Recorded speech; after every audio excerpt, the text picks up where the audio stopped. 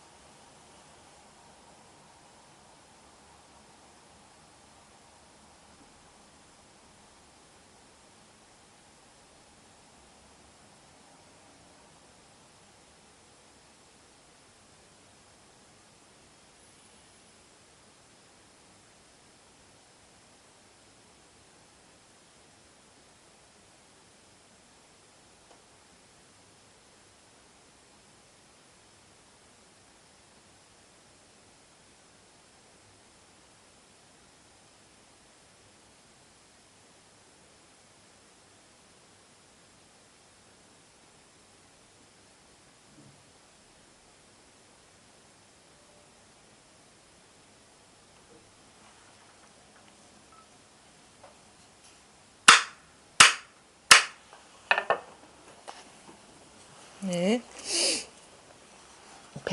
23쪽. 지금 하는 게 이게 증시랑이 그 대종고 스님한테 이제 편지를 보내서 이분은 이제 이 자리를 이제 깨닫지 못하신 분인데 오랜 시간 여기에 마음이 없었던 건 아닌데 살아온다고 이제 그 자기 세속적으로 자기한테 주어진 역할이 있기 때문에 양반이에요. 지금 시랑이라는 이제 직책을 가지신 분인데 뭐 과거에 급제해서 관직에 나가서 여러 가지 그 직책을 수행하고 이제 나이가 들은 거예요. 이제 은퇴할 때가 다 돼가지고 이제서야 비로소 이제 세속적인 소임을 이제 마칠 때가 됐는데 그동안에 마음속에 두고 있던 이 의문, 이 갈증이 해소가 안 돼서 이제 본격적으로 공부를 해볼 그 마음을 내셨나 봐요. 그래가지고 이제 그 당대 이제 이 유명한 선사니까 대해 종고 스님한테 편지를 띄우는 거죠. 그동안에 살아온 얘기, 그다음에 그 공부에 마음을 둔 얘기를 하면서 이제 법을 청하는 그런 편지를 보냈는데 거기에 이제 응해가지고 대해 스님이 이제 그 말씀을 하는데 그 내용을 이 첫 번째 편지의 내용을 보면 뭐 이분이 대해 스님 참 말이 많아요. 장황하게 처음에 그 성현도 중실함과 같은 위치에 있으면 그 세속적인 허물을 거부하지 않고 다 했을 것이다. 다 위로하고 다 하면서 결국 나중에 하는 얘기는 뭐냐면 믿음에 대한 얘기를 해요. 공부에 대한 믿음. 그 믿음에 대한 얘기를 하면서 그 화엄경 이분은 이제 그 확실한 깨달음이 화엄경을 읽다가 왔거든요. 처음에는 원호 이제 그 원호 스님 밑에서 그 법문을 듣다가 그 이렇게 남풍이 뭐 부처가 나투는 곳 출연하는 곳에 남동풍이 불어오니 정강빛이 시원하구나 이런 설법에서 확 이제 이 자리를 깨달은 거예요. 그러다가 이제 그 이 분별을 떠난 세계에 그냥 경도돼 있었어요. 아무것도 물들지 않는 세계에 이렇게 젖어들어 있어요. 그러니까 공에 떨어졌다라고 표현할 수가 있는 거죠. 그러니까 아무것도 어떤 생각이나 느낌이나 이런 그거에 물들지 않는 이것만을 이제 쥐고 있었던 거죠. 이 자리만을. 그래서 치우쳐 있는 건데 이걸 보고 이제 원호 스님이 진짜 한번 깨닫더니 사람이 죽었다고 활발하게 살아나야 되는데 이 자리를 문득 이제 보고 나더니 사람이 영 못 쓰게 됐다고 이런 식으로 질책하면서 아직 그게 공부가 분명한 게 아니다라고 이렇게 자꾸 이렇게 체근하면서 이 사람을 이렇게 살아나게 하는 그 대목이 있거든요. 그게 이제 아마 이 사람이 처음 깨닫고 나서 이 대종고 스님이 깨닫고 나서 불과 1년이 지난 시점이 아닌 거예요. 한 1년 정도? 일을 시키지도 않았어요. 소임을, 절소임을. 어디냐면 그 옛날에는 이 송나라 때니까 그 유교가 거의 사회를 다 이렇게 그 성리학이 사회를 다 이렇게 지배하던 해인데 그 관직에 있던 사람들이 그래도 이렇게 불교도 융성했었고 그러니까 꼭 기본적으로 불교에 대해서 알아야 된다는 그런 의식이 있었어요. 그래서 항상 스님을 선지식을 찾아뵙고 법을 묻는데 절에 오면은 그 양반들이 묵는 이런 그 관저 같은 그런 데 있었어요. 거기를 지키는 소임을 했어요. 그래서 대해가 딴 뭐 다른 울력이나 이런 거 전혀 안 시키고 거기에 그냥 그게 제일 편한 위치거든요. 거기에 이제 공부를 시키려고 거기에 있게 했는데 이 양반들이 뭐 매일 오진 않는다 아닙니까? 가끔 오면은 그때 이제 자기 역할을 하는 게 뭐냐면 뭐 저기 이 양반들이 오는 이유는 뭐 조실 스님 만나 뵈러 오지 딴 일 보러 오는 거 아니거든요. 이제 그 원호 스님한테 안내하러 가는 역할 그것만 하는 거예요. 그러면 어떻게 되냐면 이분이 그 조실방에 들어가서 뒤에서 가만히 듣고 있는 거야. 그 대화를 듣고 있는데 그때는 막 이제 뭐 그러니까 이 자리에 그냥 뭐 젖어들어 있기 때문에 멍하니 앉아 있으니까 그 원호 스님하고 그 양반들이 둘이 얘기하면서 쯔쯔쯔쯔 욕하는 거야. 어느 순간 문득 깨달았더니 바보가 됐다면서. 그래서 자기끼리 이제 공부 얘기하면서 막 그러거든요. 이제 그걸 듣다가 이제 대종구 스님이 안 되겠다 싶어가지고 원호 스님한테 그 원호 스님이 깨달은 그 오조 법연 스님한테서 깨달았을 때의 대화가 문득 떠올라가지고 그거를 이제 묻게 되죠. 그래 물으면서 뭐 육구 묵구 얘기 나오고 뭐 그걸 육구와 묵구가 등나무와 칡나무 우리가 등나무와 그 큰 나무 소나무 얘기하죠. 이게 등나무는 어떻게 자라냐면 혼자 못 자라잖아요. 우리 범어사 밑에 보면 등나무 덩굴 군락 보면은 꼭 감고 올라가죠. 큰 나무를. 그거에 비유한 거. 육구와 묵구, 있음과 없음. 있음과 없음이 이 뭐 이렇게 등나무와 그 나무가 이렇게 서로 엉켜 있는 거와 같다면 만약에 이게 무너졌을 때는 어떻게 됩니까? 라고 묻게 돼요. 그 얘기를 원호가 이제 오조법연한테 물어가지고 거기서 깨달았는데 그게 궁금해가지고 그걸 묻는 거예요. 그 얘기를 좀 자세하게 해달라고. 그래서 육구와 묵구가 이게 연기법 얘기예요. 있음과 없음이 서로 의지에 있는데 이게 쓰러져 버리면 어떻게 됩니까? 육구와 묵구가 모두 사라져 버리면 어떻게 됩니까? 있음과 없음이 뭐를 무너져 버리면 어떻게 됩니까? 그러니까 오조법은 이렇게 얘기했다죠. 말을 할래 그릴래야 그릴 수 없고 말을 할래야 말을 할 수가 없다. 육과 묵구가 의지에 있을 때는 어떻습니까? 그러니까 말을 할래야 할 수 없고 그릴래야 그릴 수 없다. 거기서 끝난 게 아니라 그럼 이게 쓰러져 버릴 때는 어떻습니까? 라고 물으니까 함께 간다. 이런 표현이 있거든요. 거기에서 불이법이 확 이렇게 개합하는 그런 그 전환이 와요. 이 대스님이. 근데 거기서 공부가 끝난 게 아니에요.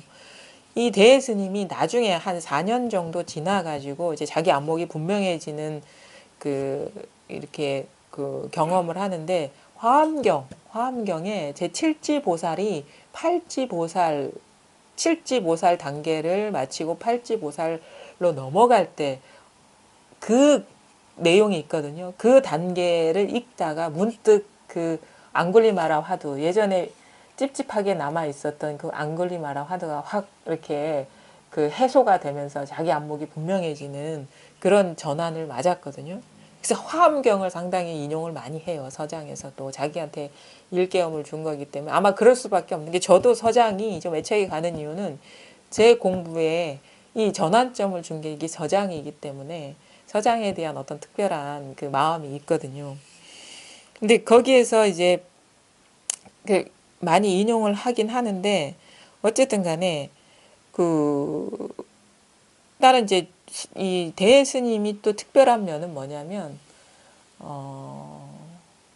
우리가 자기 설법이나 어떤 법어에 자기 육성으로 자기 입으로 자기 깨달음의 경험을 얘기하는 경우는 많지 않아요. 뭐 임재어록 같은 경우도 당신 입으로 몰라 그 뭐 가끔 할 때 얘기하는 경우가 있죠. 뭐 황벽 스님한테 가서 뭐 60방을 얻어 맞았다 뭐 이런 식의 체험을 슬쩍슬쩍 비추는 경우가 있는데 난 그게 중요하다고 보거든요. 자기 체험을 얘기하는 거. 대예스님은 이 서장에서 자기 체험을 얘기를 해요. 그래서 그 체험이 이렇게 전해진 거는 자기 육성으로 얘기를 했기 때문에 사람들한테 이 법을 전할 때 이 일깨움을 줄 때 자기 체험을 곁들여서 얘기를 해요. 당신이 그 질문을 하니까 내가 그 담당 문준 선사가 이렇게 물어봤던 그 앙굴리마라 화두가 떠오른다면서 내가 거기서 어디에서 막혔다가 어느 시점에서 그게 해결됐다. 그런 얘기를 이렇게 다 이렇게 설명을 해주거든요. 자기 살림살이를 경험담을 다 이게 풀어내 주는데 그런 거 보면은 참 이분이 참 뭔가 자기 경험담을 이렇게 풀어내면서 얘기해 주는 게 좀 솔직하기도 하고 자신이 있으니까 또 그렇게 하는 거거든요. 자신이 없으면 자기 경험담을 이게 내놓지를 못하죠. 이 선지식들한테 그 선을 공부하는 사람들한테. 그래서 그런 면에서 참 이 대스님이 이 공부의 어떤 자신감이라든가 그 방편을 쓰는 것도 이렇게 좀 많이 이렇게 배울 점도 있고 공부가 되는데 사실 우리가 어디서 보고 들은 얘기 하는 것보다 이 경험한 얘기 하는 게 더 공감이 가잖아요. 그죠? 그런 면에서는 참 이렇게 이 서장에서 그런 면에서는 많이 저 같은 경우도 어떤 죽어 있는 말이 아니라 살아 있는 말 같고 진짜 깨어 있는 사람이 말하는 것 같은 그런 느낌을 주죠. 어쨌든 간에 거기에서 화엄경이 자기 공부에 어떤 그 안목이 분명해지는데 전환점을 줬기 때문인지 몰라도 화엄경 여기 자주 나와요. 지금 뭐가 나오냐면 여러분 잘 아실 거예요. 입법계품의 선제동자가 53 선지식을 찾아 나가는 그 부분에 대한 이제 얘기가 나오는데 한번 좀 같이 보죠. 좋고도 좋구나 선남자. 이거 화엄경의 그 내용입니다. 좋고도 좋구나 선남자야. 만약 믿음의 뿌리를 벗어난다면 마음이 작아지고 염려되고 후회되어서 수행이 갖추어지지 못하고 물러나 정밀한 노력을 잃어버릴 것이니 한계 성근에 머무르고 집착하는 마음을 내며 조그마한 공덕에 인해 만족하게 되어서 행원을 잘 일으킬 수도 없고 선지식에게 보호받지도 못하고 나아가 이와 같은 법성과 이와 같은 이치와 이와 같은 법문과 이와 같은 행위와 이와 같은 경계를 밝게 알 수 없으며 또 주편지라든지 종종지라든지 근원을 통달하는 것이라든지 해료라든지 취입이라든지 해설이라든지 분별이라든지 증지라든지 획득도 모두 불가능하도다. 이게 금강경의 인용 부분이기 때문에 말이 좀 어렵죠. 중요한 거는 뭘 얘기하냐면 만약 믿음의 뿌리를 벗어난다면 그 나머지가 모두 불가능하다 이런 말이에요. 믿음의 뿌리. 믿음이 없다면 공부에 대한 믿음이 없다면 그 나머지 일은 불가능하다 이 말인 거거든요. 법에 대한 믿음. 이게 아주 중요한 거거든요. 우리가 이걸 뭐 발심이라고 얘기를 하는데 이 발심을 그냥 발심이 뭐 이렇게 굳건해야 됩니다. 분명해야 됩니다. 이런 식의 뭐 표현도 이렇게 일반적으로 하게 되지만 그런 말 하면은 사실 저 전달력이 없죠. 도대체 그게 어느 정도의 얘기인지. 근데 제가 이걸 달리 얘기한다면 이렇게 얘기하고 싶어요. 여러분이 만약에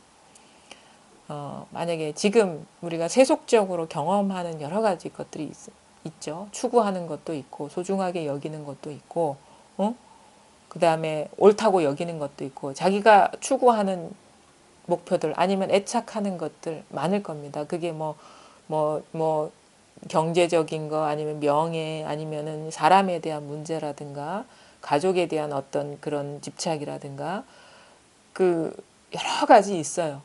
뭐 이렇게 사람마다 각각이 다를 수도 있고 그런데 그게 한마디로 말해서 불교에서 말하는 거는 그 분별되는 세계에 대한 것들이거든요. 현상계, 정신적인 거, 물질적인 거, 그 모든 분별돼서 드러나는 거에 대해서 조금이라도 추구하는 마음이 있다면 이 공부하기 어렵다. 세속적인 거와 그 세속적인 그런 가치들이죠. 그게 현상적으로 분별돼서 드러나는 그 모든 것은 그 세속적인 거예요. 불교적인 용어로 얘기하면.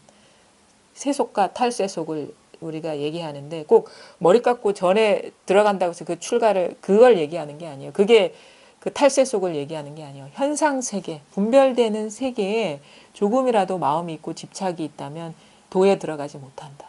이 공부 해내지 못한다는 거예요. 그래서 제가 제 식으로 표현하자면 세상과 이별할 마음의 준비가 돼 있느냐. 어?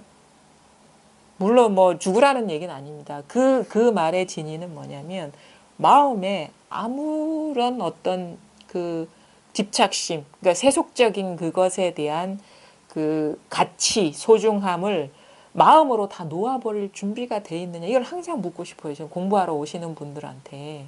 왜냐면 그게 기본이거든요. 그게 발심이에요. 그게 발심. 그러니까 이게 다고 마음으로는 이 공부, 이 법이 다고 그 나머지는 돌아보지 않을 준비가 되어 있느냐. 그게 되어 있지 않으면 이 공부 못 해낸다 이거죠. 그게 아주 중요해요. 그래서 발심만 제대로 되면 이 공부하는 건 진짜 어렵지가 않아요. 발심만 제대로 된다면. 이 믿음이 깊으면 공부를 해낼 수가 있어요. 법에 대한 믿음. 그래서 이걸 신심이라고 하는데, 그러니까 이것이 어떻게 보면은 뭐 그렇게 표현도 하죠. 이게 1번이고 나머지는 뭐 그냥 두 번째, 세 번째 자리에 두십시오. 편의상 얘기하는데, 그거는 어떻게 보면은 이쪽으로 아직 미처 세속적인 가치에 미처 이별할 준비가 안 된 사람한테 이끌려고 하는 말이지, 근본적으로는 이게 백이 돼야 된다는 거예요. 이 법에 대한 믿음, 이게 전부가 되어버리지 않으면 이 공부가 원만해질 수가 없어요. 나머지가 생겨버리기 때문에. 그러니까 실질적으로 마음에서 두는 의미가 이건 100이고 나머지는 제로가 될 수 있는, 그냥 말하자면 나머지에 대한 그 가치는 그냥 마지못해 인연 따라 그냥 자기 역할을 할 뿐이고, 진짜 이게 전부가 되지 않으면 우리가 얘기하는 견성, 하나가 되는 계약이라는 이거는 그러니까 불가능하죠. 왜? 마음에 조금이라도 나머지가 있으면 그게 어두운 거거든요. 밝지 않은 거거든요. 그래서 이게 진짜 그 법에 대한 어떤 그 믿음, 발심, 요즘 말로 마음으로 올인할 수 있느냐, 올인, 모든 거를 다 돌아보지 않고 여기에 들어갈 수 있느냐, 이것만 갖춰져 있으면 공부가 결코 어려운 게 아니다. 근데 이게 갖춰지지 않기 때문에, 물론 처음부터 이게 100%인 사람은 힘들어요. 왜냐하면 이게 뭔지도 모르기 때문에 자기가 꿈꾸는 그거를 법이라고 생각해서 그것이 세속적인 거거든요. 추구할 수 있지만 어쨌든 간에 이거에 대한 이게 그때는 그렇다 치더라도 이게 좀 드러나고 나서의 어떤 그 마음의 방향성은 다 이쪽으로 와버려야 된다는 거예요. 이게 공부의 가장 큰 원동력이고, 이 마음이 90%예요. 이 마음만 있으면 저절로 깨어나게 되고 시간이 모든 것을 해결해 준다는 거죠. 아무것도 돌아보지 않을 자신이 있느냐. 그거를요, 공부하다 보면요, 이 공부가 그걸 시험을 해요. 우리 기독교에서도 저를 시험에 들게 하지 마옵소서 이런 얘기를 하거든요. 그 말은 뭐냐면 어떤 시험에 든다는 건 뭐냐, 신을 부정하고 딴 게로 갈 수 있는 갈림길을 만들지 말라는 거예요. 오로지 신한테 대한 신심을 시험하지 말라는 거거든요. 그게 시험에 들지 마옵시고 이런 식의 구절이 있는데, 뭐냐면 만약에 이 자리를 그래서 이제 이런 얘기를 하죠. 깨닫지 못했을 때도 한번 죽을 고비를 넘겨야 되고, 깨닫고 나서도 죽을 고비를 넘겨야 되는 거는, 이 죽을 고비라는 거는 아주 중요한 의미를 담는 거예요. 우리가 죽을 때 뭘 가지고 가는 거 아무것도 없어요. 죽을 때 세속적인 거 뭐 들고 가지 않거든요. 죽을 고비라는 거는 그때 알아요. 진짜 죽겠구나 할 때는 내가 추구했던 거 모든 거 다 뜬구름 같은 거구나. 아무것도 의미가 없고 가치가 없는 거구나. 그거를 명확하게 볼 때가 죽을 때예요. 일장춘몽이다 하는 거를 볼 때가, 그리고 그동안에 추구했던 게 아무 쓸모가 없구나, 이 순간에. 그거를 우리가 경험할 때가 죽을 고비예요. 그러니까 그 죽을 고비를 2번 넘겨야 된다. 만공 스님이 그 얘기를 하거든요. 그건 뭐냐면 세속적인 것을, 응? 그거에 대한 집착이나 추구심, 이거를 돌아보지 않을 수 있는지를 시험하는 거예요. 그게. 그 고비를 못 넘기고 그냥 예전처럼 예전에 추구했던 그 세속적인 가치로 추구하고 돌아가 버리면 이제 시험에 이제 떨어진 거죠. 시험에 들어가지고. 그래서 그때도 체험하기 전도 그렇지만, 그러니까 그 말은 뭐예요? 꼭 죽을 고비를 맞아야 된다가 아니라 마음에서 세속적인 어떤 가치, 그거를 다 놓아버릴 수 있느냐를 묻는 거예요. 그래야지 도에 들어갈 수가 있는 자격이 된다 이거죠. 또 하나, 체험하고 나서도 분별심이라는 거. 분별심은 그거예요. 분별 집착심. 뭐에 대한 분별 집착심? 세속적인 거에 대한 분별 집착심이 이렇게 체험했다고 다 사라지진 않아요. 어느 정도, 그러니까 이런 것들은 사라지겠죠. 큰 의미를 두지 않았던 것. 물론 나한테 중요하긴 하지만 아주 크게 집착하지 않았던 것들은 떨어져 나가요. 공부를 하다 보면. 저절로. 근데 강하게 내가 집착하고 있는 있는 거 있죠. 자기 어떤 그게 여러 가지일 수도 있죠. 어떤 그 가치 기준도 될 수도 있는 거고, 사람에 대한 어떤 집착도 될 수가 있는 거고, 어떤 물질에 대한 집착도 될 수 있는 거고, 있는데, 그 아주 뭐랄까, 원초적으로 집착하고 있는 것들이 있어요. 그런 것들. 아주 그게 뿌리 깊게 박힌 거죠. 그런 건 쉽게 떨어져 나가지 않아요. 그래서 그걸 가장 원초적인 게 뭐냐면 자기 존재감이에요. 나라는 존재. 그래서 초기화 같이 볼 수 있느냐, 놓아버릴 수 있느냐를 시험에 들게 하거든요. 사람마다 다 다를 수는 있어요. 공부 과정이 뭐 그렇게 극적이고 뭐 드라마틱하고 그러지 않을 수는 있는데, 근데 큰 차이는 없을 거라고 봐. 왜? 진짜 죽을 것 같은 순간이 와요. 죽을 것 같은. 진짜 죽음에 드는 듯한, 막 나를 죽이는 듯한 느낌이 들 때가 있어요. 저 같은 경우도 그랬거든요. 어느 순간 이게 이 법이라는 게 너무 냉혹하구나. 이게 너무 어떻게 보면은 이 인간의 그 정식이라고 하죠. 그 선어로 정식. 생각과 감정을 완전히 깡그리 무시해버리는 그런 어떤 그런 상황에 직면한 듯한 느낌이 오거든요. 공부를 하다 보면. 이거 아무짝에도 쓸모없고 절대 용납이 안 되는구나라는 거를 스스로 경험하게 될 때가 있어요. 그거를 조금이라도 집착하고 있는 한은 이 공부는 절대 앞으로 단 한 걸음도 나아갈 수가 없구나라는 거를 직감하는 순간이 와요. 그럼 그 결정의 순간이 오는 거예요. 물러나느냐, 더 진일보하느냐. 막다른 골목에 다다른 듯한. 그게 뭐냐면 우리는 기본적으로 자기를 보살피려고 해요. 나가 항상 세상의 중심이고 나의 존엄이 무시당하는 거는 결코 용납이 안 돼. 자기 스스로 무시당하고. 인간이 가장 원초적인 감정도 그거니까 자기를 무시하는 듯한 그런 상황들. 내 존엄이 훼손되는 듯한. 근데 공부가 그렇게 만들어버려요. 그런 순간은 그게 진짜 죽을 것 같은 느낌이, 이거 나 죽으라는 얘기구나. 왜냐하면 이게 죽지 않으면 공부가 될 수가 없거든요.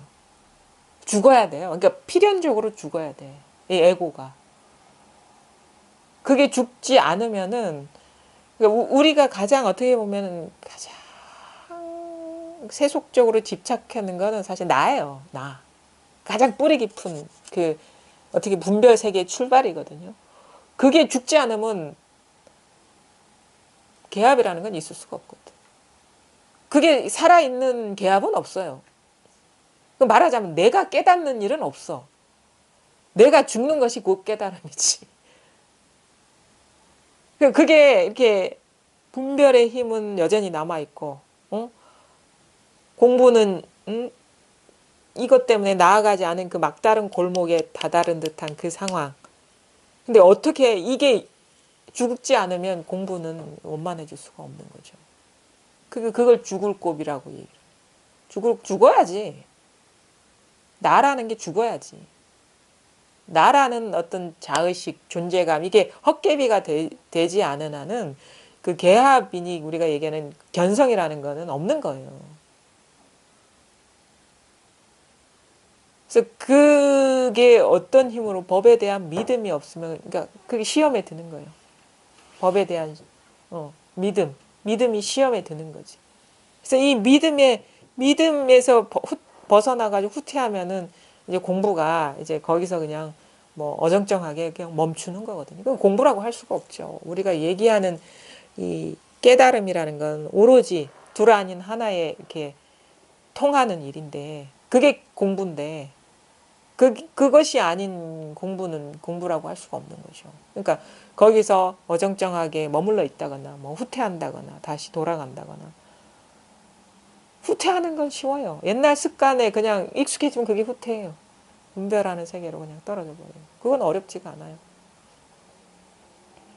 그래서 공부가 그렇게 이게 쉽지가 않아요. 원호 스님도 되게 머리가 똑똑한 사람인데 그 오조법연 스님 진작에 찾아갔어요. 자기 다 알아. 무슨 말 하는지 다 알아. 자기 공부 됐다고. 그러니까 말리질 못하는 거야. 떠나는 원호 스님을, 오조법연이. 뭐라고 얘기하는지, 네가 한번 죽을 고비를 맞아봐야 공부를 제대로 할 것이다. 그래 얘기를 하고 보내거든요. 그 생각하다가 병에 걸렸어. 전염병이 도는 마을. 그래서 진짜 죽을 고비, 어디 그 있죠. 그 스님들 돌아가실 때 되면은 따로 모시는 그 당이 있다면서요. 열반당. 거기에 들어갔다가 나와가지고 이 사람이 내 공부가 부족하다는 걸, 왜 자기 공부 다 됐다고 애고가 충천했었거든요. 그거 안 죽었거든.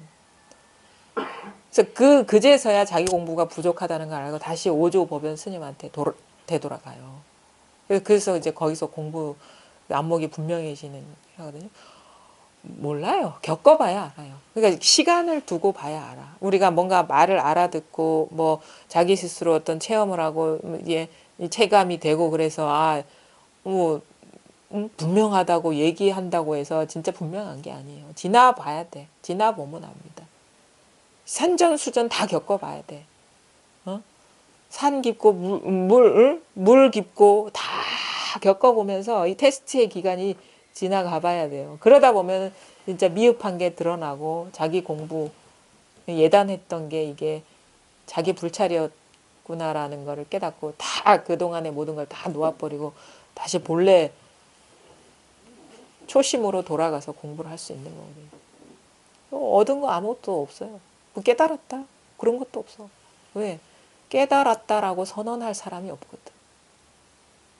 깨달음이 뭔지도 모르고. 그래서 깨달음이라는 거는 얻는 게 아니라는 말도 아주 잘 들으셔야 됩니다. 그 말에 진이가 드러나야 돼. 완전히 뭐라 하면은 아무것도 없어져요. 그냥 깨달음도 없고 사람도 없어. 깨달을 나도 없어. 뿐만 아니라 다른 것도 다 없어. 있기는 있죠. 있기는 있어. 다 있어. 예정들이 있는데 아무것도 이거다 저거다 할 게 없는 거예요. 우리가 조금이라도 뭔가 물건을 있죠. 갖고 있는 물건을 잃어버리면 전전긍긍하죠.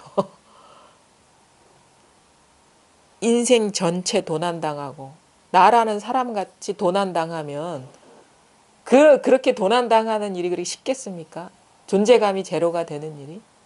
조그만 거 잃어버려도 막 전전긍긍해서 난린데. 완전 도둑 맞아 버려야 돼요. 그 모든 것이. 살아온 것도 도당, 뭐 관계, 존재로서의 그 모든 것이. 그래서 진짜 완전히 그냥 뭐 아무것도 가진 게 없는 그런 식으로의 어떤 진화거든요. 변화. 법만 보고 나머지는 보지 않을 수 있는 그런 어떤 그 발심이 돼 있느냐, 믿음이 깊으냐. 그것이 우리를 진정으로 이렇게 자유롭게 해주고 그 세속적인 데서 그 맛보지 못했던 진정한 그 어떤 진정한 즐거움이 있죠. 뭐 정멸의 즐거움이라가 그 말이거든. 그 석가모니가 그 뭐 설산동자 시절에 뭐 그 개송, 응? 그 구절에 나오잖아요. 야차가 와가지고 막 뭘 식구를 하니까 뭐 그 내구절에 나 생각이 잘 안 나요 정말. 재행무상 시생멸법 생멸멸이 정멸일학이라. 정멸의 즐거움이라.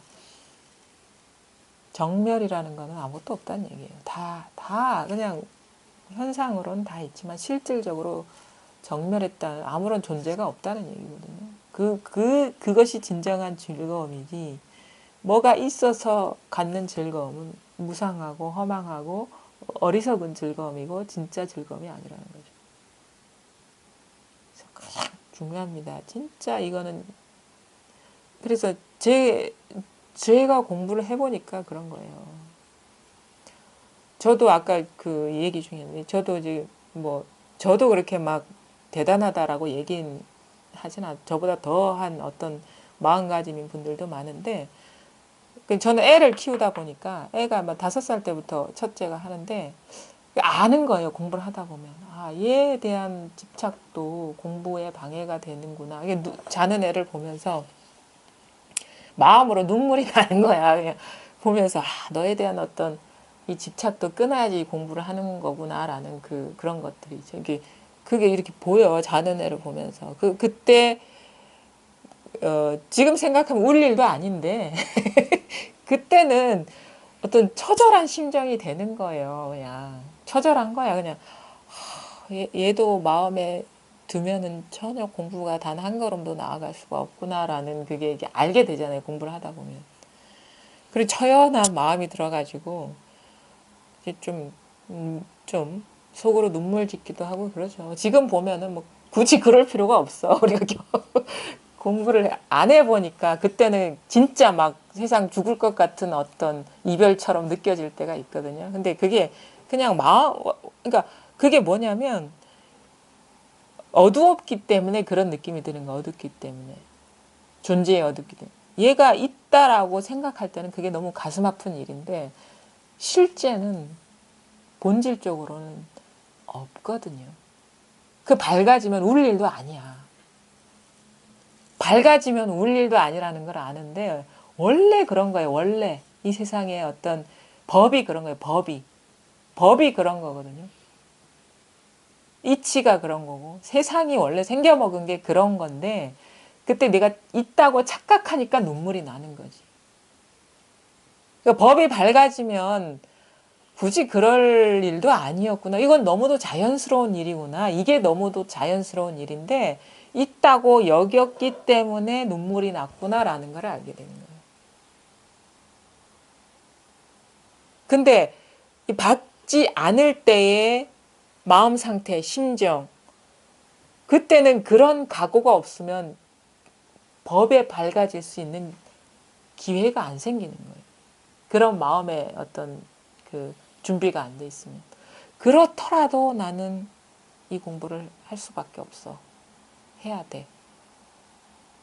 그래서 그 주변을 마음에 진짜 소중하게 여겼던 것들을 놓아버리지 않으면은 진리에 밝아질 수 있는 기회가 열리지 않기 때문에. 그때는 죽을 것 같아요. 힘들어서. 근데 알고 보면은 어리석어서 그런 거예요. 어리석어서. 법을 몰라서 그런 거예요. 법을. 이 세상의 이치를 몰라서. 그래서 믿음이라는 게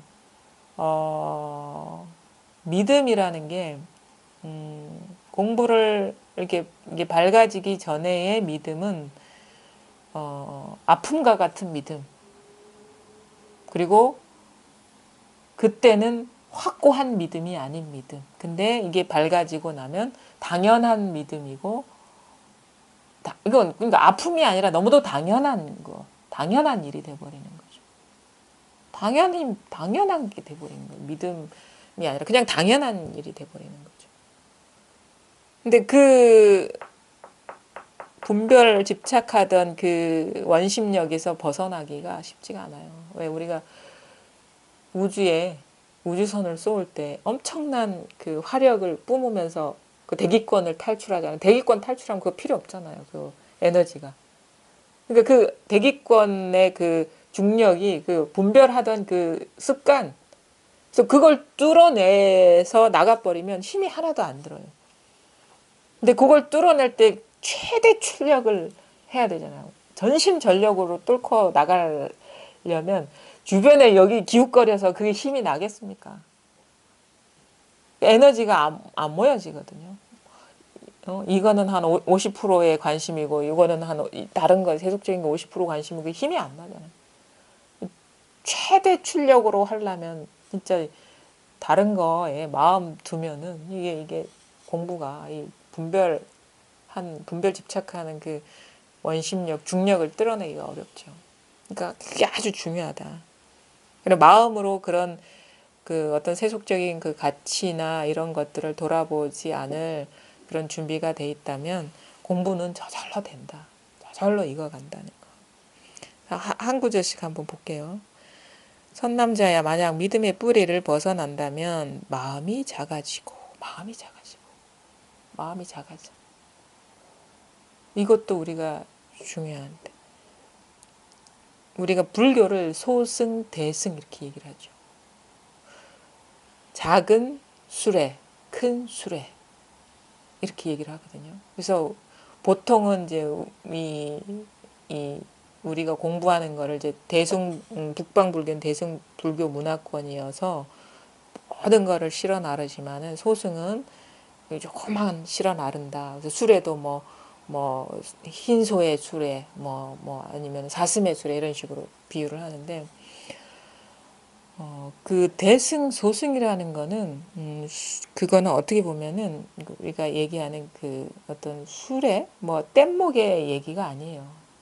마음을 얘기하는 마음의 본성은 수레와 같아요. 우리가 우리 본성을 얘기할 때 거울에 비유를 많이 하죠. 만상을 다 비춘다. 우리 거울의 특징은 모든 상을 비추는 그 속성이거든요. 거울의 속성은. 잘 보시면은 그게 참 묘한 뜻이 있어요. 거울에서 비춰낸다. 그다음에 실어 나른다. 그 의미는 뭐냐면 가만히 보면은 임시적인 거예요. 고정적인 게 없어. 뿌리 박힌 게 있는 게 뿌리가 있는 게 아니죠. 거울이라는 것도 거울에 비친 상이 거울에 뿌리를 내리진 않아요. 그렇죠? 인연이 다가오면 그때만 비추는 거예요. 우리가 거울 앞에 안 가 있을 때는 나라는 모습이 없지만 거울에 가면은 비추죠. 그때만 비추는 거예요. 근데 그 거울에 잔상이 남지는 않죠. 수레라는 거는 수레는 움직임이거든요. 실어 나르는 거거든요. 대지에 이 뿌리 박듯이 심는 게 아니에요. 그냥 그때 인연이 돼서 실어 나르는 거예요. 실어 나르는 거. 승이 그런 의미예요. 실어 나른다. 말하자면 거울에 인연이 돼서 그때 비추는 거와 인연이 돼서 우리가 짐은 우리 수레 보면은 수리 안에 짐이 고정돼 있지는 않아요. 계속 실어 나르. 고기도 실어 나르고 과일도 실어 나르고 수레는 그래요. 본래 수레의 역할은 텅 비었잖아요. 근데 쌀도 실어 나르고 과일도 실어 나르고 고기도 실어 나르고 온갖 걸 운반하는 느낌. 그때 필요한 거를 그냥 운반하는 거예요. 그때 인연된 것을 그냥 비추는 거예요. 이렇게 뿌리 박지 않는다고. 수레에 뭘 박아놓지 않아요. 그럼 수레에 쓸모가 없어요. 그 다음에 거울에 뭔가 상을 부착시키지 않아요. 그럼 거울에 쓸모가 없는 거야. 죽은 거울이 그거는. 거울에 이게 그런 거 있잖아요. 상이 고정돼 버리면 그게 거울이 아니죠. 그냥 벽이죠. 그렇죠? 거울은 이제 그게 거울이 아니죠. 죽은 거죠. 승이라는 거, 대승불교라는 거는 모든 걸 실어 나른다는 거야. 대승이 아니라 한계 없는 승이야. 모든 걸 실어 나른다. 뭐가? 우리의 본성이.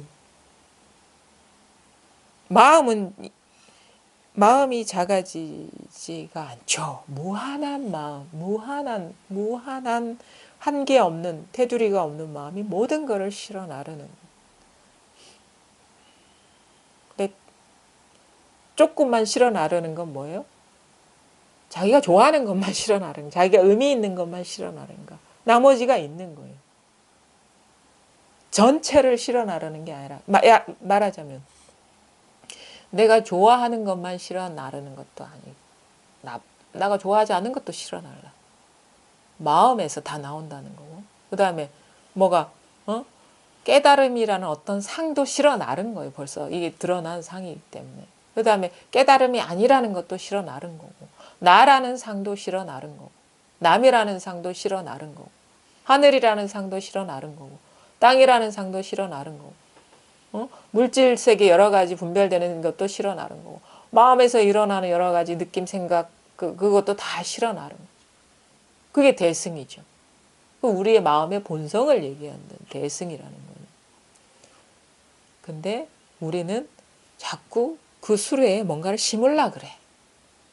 옳다는 것도 심어버리고, 좋다는 것도 심어버리고, 그걸 이제 허공에 말뚝 박는다. 고착시켜버린다. 본래 고착 심을 수가 없어요. 박을 수가 없다. 어떻게 허공에 말뚝을 박겠습니까? 근데 이거를 깨닫지 못하면 자꾸 박으려, 고정시키려. 분별심은요, 자꾸 고정시키려요. 개념화는 고정화시키는 거거든요. 이렇게 뭐뭐야 라는 건 딱 고정시켜서 딱 박아버리는 거거든요. 내가 오라 하는 것도 딱 이렇게 고정시키는 거, 나야 하는 것도 딱 고정시키는 거거든요. 나 아니야 하는 것도 있는 거야 라는 것도 고정시키고, 없는 거야 하는 것도 고정시키는 건데, 그건 법에 맞지 않죠. 그거는 마음의 본성하고 맞지 않죠. 왜? 어디에 허공과 같은 마음에 어떻게 뭘 심겠습니까? 잠시 잠깐 아무런 조건 없이, 아무런 차별 없이 그냥 인연 따라 그냥 실어 나르기만 할 뿐, 실어 나르기만, 모든 것을 다 실어 나르기만. 그때 필요한 걸 그냥 실어 나르는, 필요한 인연 따라서 다 실어 나르는 것이죠. 여기에서 전혀 어떤 기준이 있는 것도 아니고, 차별이 있는 것도 아니고, 한계가 있는 것도 아니고, 만상, 삼계를 다 실어 나른단 말이에요. 근데 우리는 자기가 모르니까 그러는 거예요. 항상 뭔가 거기 심어두려는 것들이 있어요. 이게 옳아, 옳지 않아, 이게 법이야, 이래야 돼, 이게 나야, 이게 남이야, 뭐 이런 식의 얼마나 분별이 많습니까? 고착시키려고 하는 거. 그거는 실패할 수밖에 없는 시도일 뿐이고, 그래서 어리석다라고 하는 거예요. 어리석다. 그리고 법이 용납을 하지 않죠. 왜냐하면은 나는 고착시키려고 하는데 법은 인정 안 해주거든. 그러면 이 인연은 멈춰있지 않기 때문에 나의 기대와 일어나는 일이 어긋나 버려요. 그러면 거기서 갈등이 생기는 거예요. 왜 내 뜻대로 안 되는 거야? 내가 옳다는 걸 인정을 안 해주는 거야. 근데 법은 안 그래요. 계속 흘러가요. 계속 그걸 무상하다 하는데, 우린 무상하다 그러면은 너무 허무해 이렇게 하는데, 그것도 아니에요. 아주 신선한 거예요. 새로운 거예요. 깨어 있는 거예요. 멈춰 있는 거는 그거 죽은 거죠. 아주 다른 관점으로 현상을 보게도 되죠. 물론 그거에도 의미를 두지 않지만, 왜 그것 자체가 자꾸 고정시키려는 그런 거기 때문에 한번 듣고 넘어가는 거죠. 자꾸 고정시키려고 하니까 무상하다고 하는 거고, 무상하다는 거에 집착해버리면 그것도 무상하다는 걸 고정시키려고 하는 거예요. 없다는 거를 자기가 집착하면 그 없다는 거 고정시키려고 하는 거예요. 공이라는 거를 집착하면 공이라는 거 고정시키려고 하는 거예요. 법에 안 맞거든요. 실제법에. 그래서 그 승이라는 것도 우리가 다른 어떤 관점에서 볼 수가 있는 건 법을 말하는 거예요. 멈춰 있는 건 아무것도 없는데, 이 하나가 모든 거를 다 실어 나른다는 거죠. 그러면은 그 소선불교라는 게 예, 있지 않습니까? 예. 그거는 무엇입니까? 그러니까 뭐가 있다는 거예요. 법이라는 게 뭐가 있다는 거예요. 그렇게 보는 거예요. 예, 그거죠. 그게 뭐 무하든 뭐 아공이든 법공이든 뭐가 있어요. 개념화한 뭐가 있어요. 그래서 그 공에 떨어졌다 하는 거는 공이라는 게 있어서 떨어진 게 아니라 공이라는 관념, 어떤 상, 뭐가 있는 걸 쥐고 있다는 얘기인 거예요. 아무것도 질 게 없어요. 사실은 말하면 소선불교는 불교라고 진정한 불교라고 할 수 없겠네요. 그거는 또 그것도 고정시키려고 하는 건데 우리 불교라는 것도 방편이라는 걸 아셔야 돼요. 그러니까 우리는 이제 이거는 종교를 떠나서 본래 이 세계의 그 모습이 이렇다는 거죠. 불교도 방편이죠. 이 진실에 눈뜨게 하기 위한 방편이지 불교라는 게 따로 있으면 그거는 뭐 그거는 진짜 불교가 아니죠. 불교의 소명은 불교라는 게 나중에 헛개비가 돼버리는 게 진짜 불교의 역할을 다한 거예요. 그게 다른 종교도 마찬가지라고 봐요. 그래야 돼. 그래서 하여튼간 뭐가 있는 거는 진짜 이 실상 우리 세계 참모습에 활짝 밝은 게 아니다. 뭔가가 이게 고정시키려는 뭐가 집착하려 그것 자체가 분별 집착이거든요. 불교라는 건 분별 집착을 떠나야 된다 하잖아요. 그게 뭐가 있다면 그 관념에 대한 분별 집착인 거예요. 그 상에 대한. 그래서 후회되어서 수행이 갖추어지지 못하고 물러나 정밀한 노력을 잃어버릴 것이니 정밀 우리가 그 팔정도에 또 이 얘기를 하는데 이 정밀하다는 뜻에 뭐가 있지 않아요? 하여튼 정밀하게 나아가야 돼. 정밀하게. 그러니까 미세한 어떤 그 분별 망상에서 벗어나려면 아주 어떻게 보면 세밀하고 날카로운 안목이 필요한 게 정밀하게 나아가는 거거든요. 처음에는 그런 얘기 하잖아요. 거친 번뇌에서 이게 해탈하는데 이제 공부가 이제 깊어지던 미세망념. 미세망념은 그냥 떨어져 나가지 않아요. 자기가 미세하지만 망념인 줄을 깨달아야지 떨어져 나가거든. 왜냐하면 미세한 거는 우리가 왜 가는 먼지는 몸에 붙어도 붙어 있는지를 모르잖아요. 그렇죠? 이렇게 큰 뭐 돌덩이 같은 거는 금방 아는데 미세하게 이렇게 찌들어 있는 것들은 잘 모르죠. 나라는 거는 진짜 미세하고 미세한 망념이에요. 그게 정밀하게 나아가야 된다는 건 진짜 그거를 이제 자기 안목으로 볼 수 있어야지 이게 떨어져 나간다 이거죠. 그래서 정밀하게 나아간다. 정밀하게 공부를 하셔야 됩니다. 까딱 잘못하면 그래요. 나 아무것도 속지 않고 있어요. 아무 가진 거 없어요. 말은 그렇게 할 수 있어요. 근데 이제 잘 보면은 있죠. 뭐가. 왜? 진짜 가진 거 없는 사람은 나 아무것도 가진 거 없어요라고 말을 못 하거든. 이상하죠? 진짜 가진 것이 없는 사람은 그런 말을 못 해. 나 아무것도 가진 거 없어요. 라는 말을 못 해요. 왜냐면 가진 거 없다는 것을 가지고 있다는 것을 알거든요. 그게 미세하지 않으면 어떻게 보겠습니까? 그렇죠?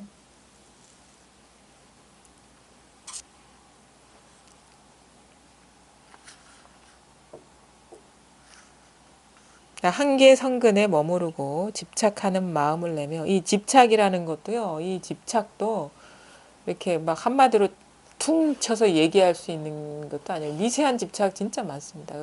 깨어나야 되는 것도.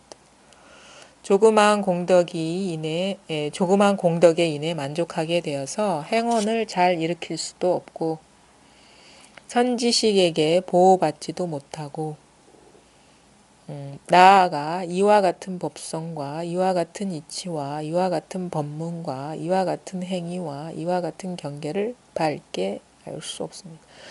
이와 같은 법성, 이 불성, 이 법성, 이거 법에서 이 불이법의 속성, 법성. 이게 이치, 법성과 이치가 다른 건 아니죠. 우리 이치 그러면 어떤 관념적인 이치를 하는데 이 법에서 말하는 이치의 도리라는 건 이걸 실제를 말하는 거예요. 세계의 진면목. 그 다음에 이와 같은 법의 문, 법문, 불이 법문 품 하죠. 법의 문. 불이 법문 하면은 그냥 이걸 불이법을 말하는 거예요. 법. 뭐 법에 문이 있어서 들락날락 하는 건 아니거든. 그래서 법문이라는 말을 하는데 그냥 법이에요. 이와 같은 법. 이와 같은 행위와 이와 같은 경계를 밝게 알 수 없으며 진정한 그 법의 그 안목에 밝을 수가 없으며 또 주편지라든지 종종지라든지 주편지라는 거는 만법이 두루두루 차별이 없는 평등함. 만법이 모두 평등성. 만법 모두 평등하다는 지혜. 주편지. 종종지라는 거는 또 평등한데 거기에서 드러나는 모든 현상은 똑같은 게 아무것도 없다는 종종.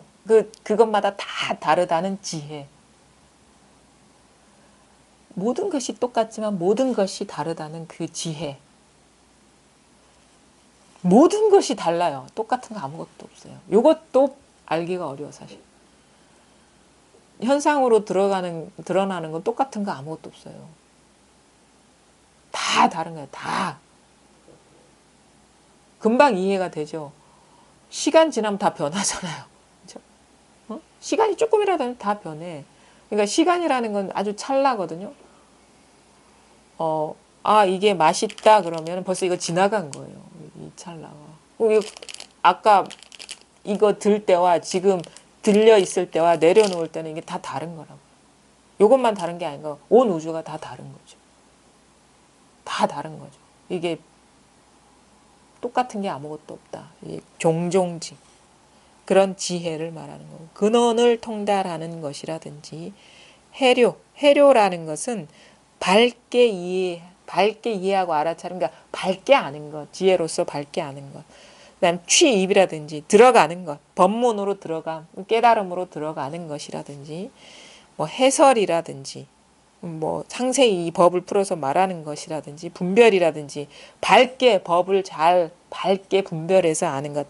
분별은 바른 법을 잘 아는 것.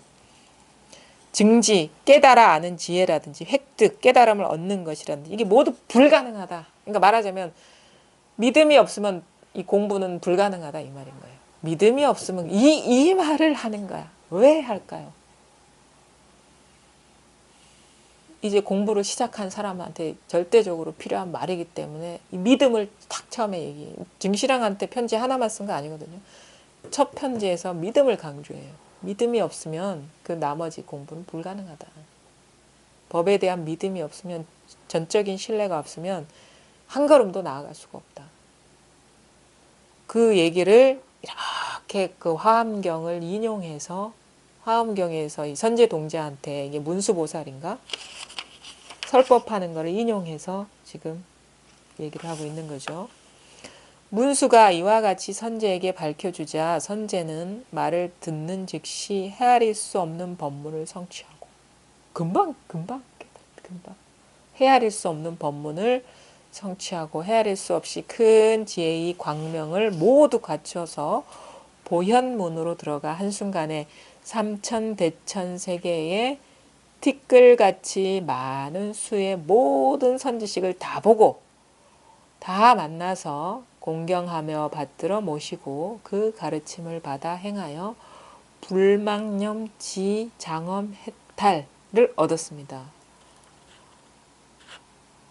보현의 털구멍 세계에 들어가매 이르러서는 하나의 털구멍에서 한 발자국을 가서 말할 수 없는 불국토와 티끌수 같은 세계를 지나 보현과 같아지고 모든 부처와 같아지고 세계와 같아지고 행동과 같아지고 해탈 자재와 모두 같아져서 둘이 아니고 다르지 않습니다. 이게 참 경전을 인용하니까 이제 이 불교 경전에 익숙하지 않은 우리로서는 좀 낯설기도 하고 이게 한자가 자꾸 튀어나오니까 무슨 말인지 알아듣지 못하는 게 있는데 알아듣지 못하는 그 자리를 말하는 거예요. 선제는 말을 듣는 즉시. 그러니까 이 화엄경이요. 이게 선제 동자가 이렇게 손가락 탁 튕기는 새에 깨달음을 얻었다. 이런 식의 표현을 많이 하거든요. 단박에 이게 도노거든요. 도노. 단박에 깨닫는 얘기를 많이 해요. 화엄경에서. 단박에 깨달아. 이 사이에 깨달았다. 이거 시간이 걸리지 않는다는 얘기거든요. 선제는 말을 듣는 즉시 그냥 헤아릴 수 없는 법문을 성취하고 헤아릴 수 없이 큰 지혜의 광명을 모두 갖춰서 보현문으로 들어가. 어떤 이 보현문이라는 건 실행, 두루두루 행하는 문으로 들어가 한순간에 삼천대천세기의 티끌같이 많은 수의 모든 선지식을 다 보고. 왜? 선지식이 여러 곳에 있습니까? 아무리 53 선지식을 만나고 수많은 부처를 만나도 하나밖에 없어요. 진짜는 하나. 그래서 이 화엄경은요, 막 방대하게 다 풀어놔요. 막 끝도 없이 풀어놔. 선지식도 막 수도 없이 풀어놓고, 뭐 온갖 세계를 다 풀어놓고, 그 다음에 이런 것도 잘해. 막 펼치기도 잘하고, 털구멍 안에 집어넣기도 잘해. 막 공간을 늘렸다 줄였다 막 자유자재로 하거든요. 완전히. 막 우주를 막 주물러요. 이 경전에서. 왜 그게 가능하겠습니까? 하나이기 때문에 가능해요. 이 자리 하나에서 모든 일이 펼쳐지기 때문에 마음대로 펼치고 마음대로 수렴할 수가 있는 거예요. 일즉 다즉길 막 이런 식의 표현하죠. 그 법성계 보면은 이 표현들을 축약해 놓은 거거든요. 왜? 이거 하나에서 모든 일이 이 법성에서 모든 일이 펼쳐지고 있기 때문에 자유자재로 말할 수가 있는 거예요. 털구멍 세계 속에 얘기를 하다가 온갖 헤아릴 수 없는 세계를 다 얘기를 하다가. 왜? 그 모든 시공간이 다 이 하나이기 때문에. 모든 현상이 다 이 하나의 일이기 때문에. 모든 말씀, 모든 부처, 모든 선지식이 다 이 일이기 때문에 어떻게 보면 너무도 철두철미하게 이것을 가리키려고 온갖 장광설을 다 하는 거예요. 온갖 다양성을 다 풀어놓는 거예요. 이 하나가 뚜렷하지 못하면 이 법문 이해가 안 가거든. 이게 소화가 안 되거든요. 이 하나가 뚜렷하면 온갖 설을 하고 모든 상을 다 풀어 헤쳐도 전혀 어려운 말이 아니거든요. 그러니까 뭐냐면 어떻게 보면 더 역으로 온갖 말을 다 풀어놓고, 그러니까 말하자면 그거죠. 온갖 차별지를 다 풀어 헤쳐 놓는 거야. 다. 법이 박지 않으면 거기서 길을 잃어버리겠죠. 이 화엄경이라는 게 분량도 엄청나잖아요. 온갖 설을 다 해놓는데 법이 밝으면 그 화엄경 그 이상의 법문이 펼쳐지더라도 하나도 어려운 게 없는 거예요. 이 자기 자리가 분명하면. 근데 자리가 분명하지 않으면 이 방대한 말, 진짜 엄청난 이 장엄에 뭐가 있나? 이거는 이거 같은데 이거는 뭔가 따로 있는 것 같아. 너무 신비로운 세계. 이 장엄이 너무 엄청나잖아요. 뭐 보현의 털구멍에 들어갔다가 뭐 어디로 나갔다가 이게 그러면 까딱 잘못하면 이 분별하는 눈으로 봐버리면 이거는 너무 미약한 것 같고 뭐가 딴 세계가 있는 것 같아서 이거 돌아보지 않고 또 찾아 헤매게 되거든요. 방편으로 설한 그 세계에 그 미궁에 빠진다고. 법이 분명하면은 화엄경을 뭐 앞으로 있든 뒤로 있든 뒤집어 있든 전혀 다른 얘기가 아닌데. 그래서 오히려 이 많은 이게 아무래도 공안과 같은 거예요. 공안이라는 건 자꾸 분별하게 만들거든. 생각이 떨어지게 만들거든요. 근데 이 온갖 장엄 속에서도 길을 잃지 않으려면 법이 분명하면 길 아니죠. 이게 그렇게 돼요. 그렇게 된다고. 많은 것을 알고 이해해서 그렇게 되는 게 아니라 너무도 당연한 일이어서 뭐 진짜 석가모니가 와서 부정을 해도 너 공부 잘못했어 인정할 수 없어 해도 자기 법이 분명하면 진짜 그 있잖아 그 전삼삼 후삼삼 그에 나오는 스님이 누구죠? 아, 나 전삼삼 후삼삼에 나오는 팥죽으로 문수보살을 때렸다고. 무차. 아, 저 똑똑하시네. 석가모니가 와도 이 주걱으로 때린다고. 뺨을 때린다고. 석가는 석가고 나는 나다. 볼일 없다라고 때린다고. 그래서 문수가 무착이 문수의 뺨을 때리고 나서 그 이 아픈 뺨을 어루만지면서 뭐라고 얘기해. 내가 몇 겁을 수행했는데 너 같은 사람 처음 본다. 이런 얘기를 하거든. 그 법이 흔들림 없는 거야, 이게. 그러니까 석가모니가 2500년 전에서 이제 환생해서 돌아오시면, 우리는 그 금빛 석가모니가 그냥 오겠습니까? 온 우주의 시종들을 다 거느리고 금빛 찬란한 금난가사를 다 입고 나타나지 그렇게 추레하게 오지 않는다고.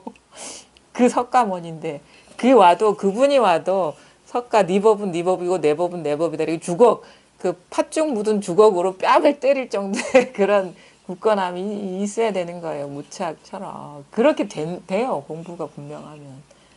우리 그 공부하는 사람한테 문수보살이 지혜 제일 최고 아닙니까? 근데 그분이 나타났는데 이게 팥죽 주걱으로 때릴 정도면 얼마나 공부가 분명하다는 얘기. 근데 문수보살이 아니라 석가모니가 나타나도 이렇게 문수는 그래도 협시보살이잖아. 보좌하는 보살이잖아. 진짜 말하자면 이제 왕초가 나타나도 그래야 된다고. 불교의 종조가 나타나도. 진짜 불교는 석가한테 있는 게 아니고 자기한테 있다는 거죠. 그러니까 얼마나 이렇게 공부가 철두철미해야 되고 철미해야 되죠. 근데 그래 돼요. 공부를 하다 보면 자기 깨달음이 오면은 물론 그 석가모니 오면은 눈길이야 가겠죠. 찬란하구나 하지만 이제 알죠 스스로가. 뭐 오면 절도 할 수 있고 뭐 뺨도 때릴 수 있는데 거기에 석가가 없다는 거를 알죠. 부처는 거기에 있는 게 아니에요. 자기 부처밖에 없어. 진짜 살아있는 부처. 환상과 같은 부처가 아니라. 그래서 그 홀로그램처럼 나타나는 그런 환상을 말하는 게 아니에요. 부처는 나타날 때 진짜처럼 나타난다니까. 이렇게 살아있는 혈관도 다 보이고 펄떡펄떡 뛰는 사람처럼 나타나지 홀로그램처럼 그렇게 안 나타나요. 그럼 진짜 속지. 홀로그램이 안 속죠. 그러니까 실제 그러니까 우리의 그 육감 있죠. 그 감각으로 다 투사해서 나타나요. 그렇게 짜가처럼 안 나타난다고. 진짜 막 피가 빨간 피가 막 솟구치는 것처럼 나타나지. 근데 그게 환상과 같은 일이라는 걸 볼 수가 있어야 된다는 거죠. 우리는 너무도 이 6가지 감각기관에 익숙해져서 이걸 리얼이라고 생각하는데 그거는 옛날에 잘못 알았을 때의 그 실제가 아니고 진짜는 눈에 보이지도 않고 들리지도 않고 맛도 볼 수 없고 그림도 그릴 수 없고 말할 수도 없는 거지만 여러분 각자가 부족함 없이 갖추고 있고 누리고 있는 이것이기 때문에 그래서 믿음을 강조한 게 아닌가. 만약에 이런 것이면 눈에 딱 보여주면 되는데 이게 눈에 안 보이는 거기 때문에 더 우리가 더 경계에 속기 쉬운 거예요. 아무것도 아닌 것 같거든요, 사실. 아무것도 아닌 것 같거든요. 우리 왜 아무것도 아닌 것 같아? 기존에 우리가 판단했던 실제감에 부여했던 그 기준하고 비교하면 아무것도 아닌 것 같아. 근데 진 그거는 가짜 리얼리티고 환상과 같은 일이고 진짜는 이거라는 거예요. 그러니 얼마나 우리가 이 법에 대한 그 헌신, 믿음, 관심이 중요하겠습니까? 눈에 안 보이는 거기 때문에. 그래서 우리가 여기에 올인하지 않으면 이거에 대한 확고부동한 믿음이나 확신이 그렇게 쉽게 서지 않겠죠. 알면서도 믿어지지가 않는 거야. 자기 스스로가. 저도 가끔 얘기하죠. 이게 이게 실제가 아니라니까 이거 믿어지지가 않는 거예요. 이게 실제가 아니라니까. 나한테는 너무도 분명한데 이 감촉이랑 느낌이 이 리얼리티가 너무 분명한데 이 컵도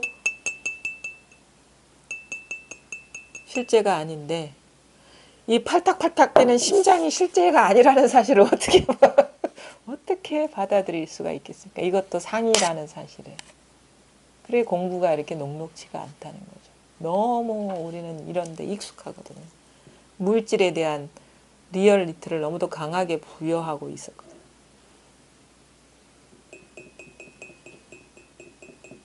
이게 실제라고 아는 한 우리는 자유로울 수가 없어요. 이 컵에서. 이게 구속이거든요. 이거를 뭐 없애거나 부수진 않는데 이거 있는 그대로 이 어떤 이 실제감이 이렇게 사라지죠. 공부를 하다 보면. 그래서 참 묘한 일이라고 해요. 현묘하다 얘기 많이 하는 게 참 공부를 하다 보면은 내가 가끔 생각날 때가 있거든요. 왜냐면은 사람을 만나면 내가 그때 느꼈던 그 심경을 느끼는 거예요. 그분들이 공부를 시작하시는 분들이 그때 내가 느꼈던 거를 똑같이 느끼고 계신 거예요. 아, 무슨 말인지는 알겠는데요. 근데 이게 실제가 아니라는데 나는 믿기지가 않아요. 받아들일 수가 없어요. 근데 저도 그랬거든요. 근데 뭘 꼭 이거를 대상으로 연구를 하지 않았어요. 이게 실제인가 아닌가 탐구하지 않았어요. 근데 공부를 하다 보니까 어느 순간 그 말이 이렇게 딱 내 말이 되는 거예요. 이거에 대해서 뭐 관심 갖고 연구한 것도 아니고 그냥 공부를 했을 뿐인데 예전에는요, 그 모든 그 사람, 그 산, 하물며 하늘, 땅 이런 것의 어떤 그 존재감 이런 게 진짜 컸거든요. 너무 장벽같이 느껴질 정도로 컸는데 그거에 대해서 뭐 연구하지도 않았어요. 탐구하지도 않는데 공부 이 자리에 관심 갖고 여기에 그냥 마음을 두고 여기 이 공부를 할 수밖에 없게 만들더라고 이상하게. 그러니까 하다 보니까 어느 순간 되니까 그냥 내가 나라는 어떤 그 존재의 무게, 삶의 무게, 아니면 어떤 산, 하, 대지의 그것으로서의 무게가 이렇게 사라진 듯한 그런 전환이 오면서 느낌이 그냥 땅 위를 걸어가는데 막 허공을 걷는 것 같은 그런 그 무중력 상태 같은 그런 식의 전환이 와요. 허공을 걷는 듯한. 그럼 허공을 걷는 사람이라고 누가 따로 존재하면 허공을 못 걷죠. 일체가 진공묘유라죠. 진짜 텅 비었는데 묘하게 다 있는 거예요. 없는 게 없이. 그런 식의 이렇게 전환이 오거든요. 공부만 했을 뿐인데 뭐 그거에 대해서 뭐 의문을 갖고 대상에 대해서 탐구한 것도 아닌데 그렇게 변하더라니까요. 그러니까 마음이 변하니까 세상이 달라져 있는 거라. 자기가 변하니까. 마음이 변하니까. 모든 분별하는 그런 그 마음에 진짜 그 박혀 있는 것들 그런 데서 이렇게 노연하고 보니까 뭐 그렇다고 해서 뭐 옳고 그름을 판단하는 기준이 사라진 건 아니에요. 뭐 나쁜 짓 한 사람은 나쁜 사람이고 옳은 일하면 옳은 사람이고 죄 지었으면 감옥 가야 되고 벌 받아야 당연해요. 이치. 근데 그게 절대 불변이고 실제다라는 그게 없어요. 그냥 그런 것일 뿐이지. 이게 옳고 진정으로 옳고 이게 진정으로 옳지 않다는 그런 의식이 없어요. 그냥 이름이 옳고 이름이 옳지 않고 금강경의 말처럼 무늬만 옳고 무늬만 옳지 않고 무늬만 사람이고 무늬만 사물이고 무늬만 하늘이고 무늬만 땅이고 그 존재감이 없어. 그 존재감은 대상이 따로 존재해서 존재감이 있는 게 아니에요. 자기 믿음이 부여하는 존재감일 뿐이에요. 그걸 깨달았다니까. 자기가 분별해서 따로 있다고 믿는 그 믿음이 그걸 존재로 느끼게 할 뿐이지 그게 객관적으로 존재해서 존재한 존재감으로 느껴지는 게 아니라는 거를 그걸 알게 되는 거예요. 그걸 경험하게 되는 거예요. 그게 뭐냐? 하늘이 뭔가 따로 존재한다고 여러분이 느껴지고 내가 따로 존재한다고 여러분이 느껴진다면 그게 하늘이 독립적으로 있고 그러니까 자성이 있고 내가 자성이 있어서 존재를 하는 게 느낀 게 아니라 내 분별심이 그것으로 존재하게 만들고 있다는 거죠. 그걸 깨달은 거. 그 믿음이 회수되니까 있기는 있는데 없는 거야. 실제는 알맹이가 없어. 하늘뿐만이겠어요? 모든 게 그렇지. 나를 포함한 모든 것들이.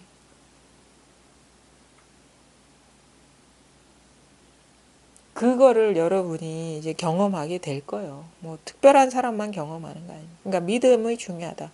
세계의 문수가 이와 같이 선제에게 밝혀주자 선제는 말을 듣는 즉시 헤아릴 수 없는 법문을 성취하고 이 확 눈을 뜨면 당연히 그렇게 되죠. 헤아릴 수 없이 큰 지혜의 광명을 모두 갖추어서 보현문으로 들어가 한순간에 삼천대천세기 티끌같이 많은 수의 모든 선제식을 다 보고 다 만나서 공경하며 받들어 모시고 그 가르침을 받아 행하며 불망념지 장엄했다. 불망념지라는 거는 삼세의 모든 경계에 들어가 있지 않는 지혜. 뭐 이렇게 하거든요. 삼세의 모든 경계, 삼세. 과거, 현재, 미래에 들어가서 그거에 있는 모든 거에 들어가서 잊지 않는 지혜. 왜? 이 하나임을 잊지 않는 지혜. 평등함을 잊지 않는 지혜. 뭘 잊지 않아? 이 모든 다양성, 삼세의 모든 것들이 그 모든 것들이 하나로 자기 깨어있음, 이 법성 하나로 똑같다는 것을 잊지 않는 지혜. 불망념지 장엄해탈을 얻었습니다. 불이법을 말하는 거예요. 보현이 털구멍 세계에 들어감에 이르러서는 하나의 털구멍에서 한 발자국을 가서 말할 수 없는 불국토와 티끌수 같은 세계를 지나 보현과 같아지고 또 모든 부처와 같아지고 세계와 같아지고 행동과 같아지고 해탈자재와 모두 같아져서 둘이 아니고 다르지 않습니다. 잘 보세요. 보현, 모든 부처, 세계, 행동, 해탈자재 다 다르죠. 보현,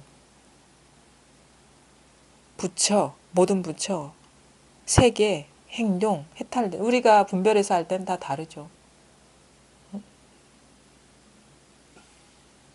보현의 모습 다르고 모든 부처의 모습 다르고 그다음에 세계가 다르고 그다음에 행동이 다르고 해탈자재라는 것도 다르거든요.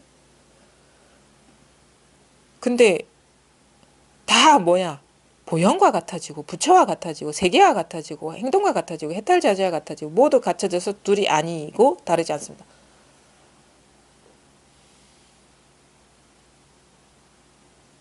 그렇습니까? 진실로 그렇습니다. 진실로 그렇습니다. 너무도 다른 모습인 것 같고 너무도 다른 분야인 것 같고 너무도 다른 차원인 것 같지만 진실로 그렇습니다. 이와 같고 이와 같고 이와 같고 이와 같습니다. 진실로 다르지 않습니다.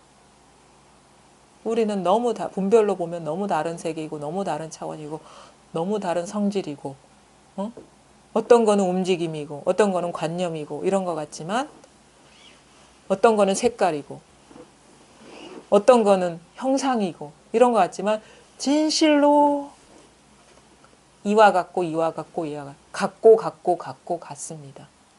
진실로 그렇습니다. 이걸 여러분 스스로 분명하게 깨달으셔야 돼요. 같고 모든 것이 같으면요. 그것이랄 게 없어요.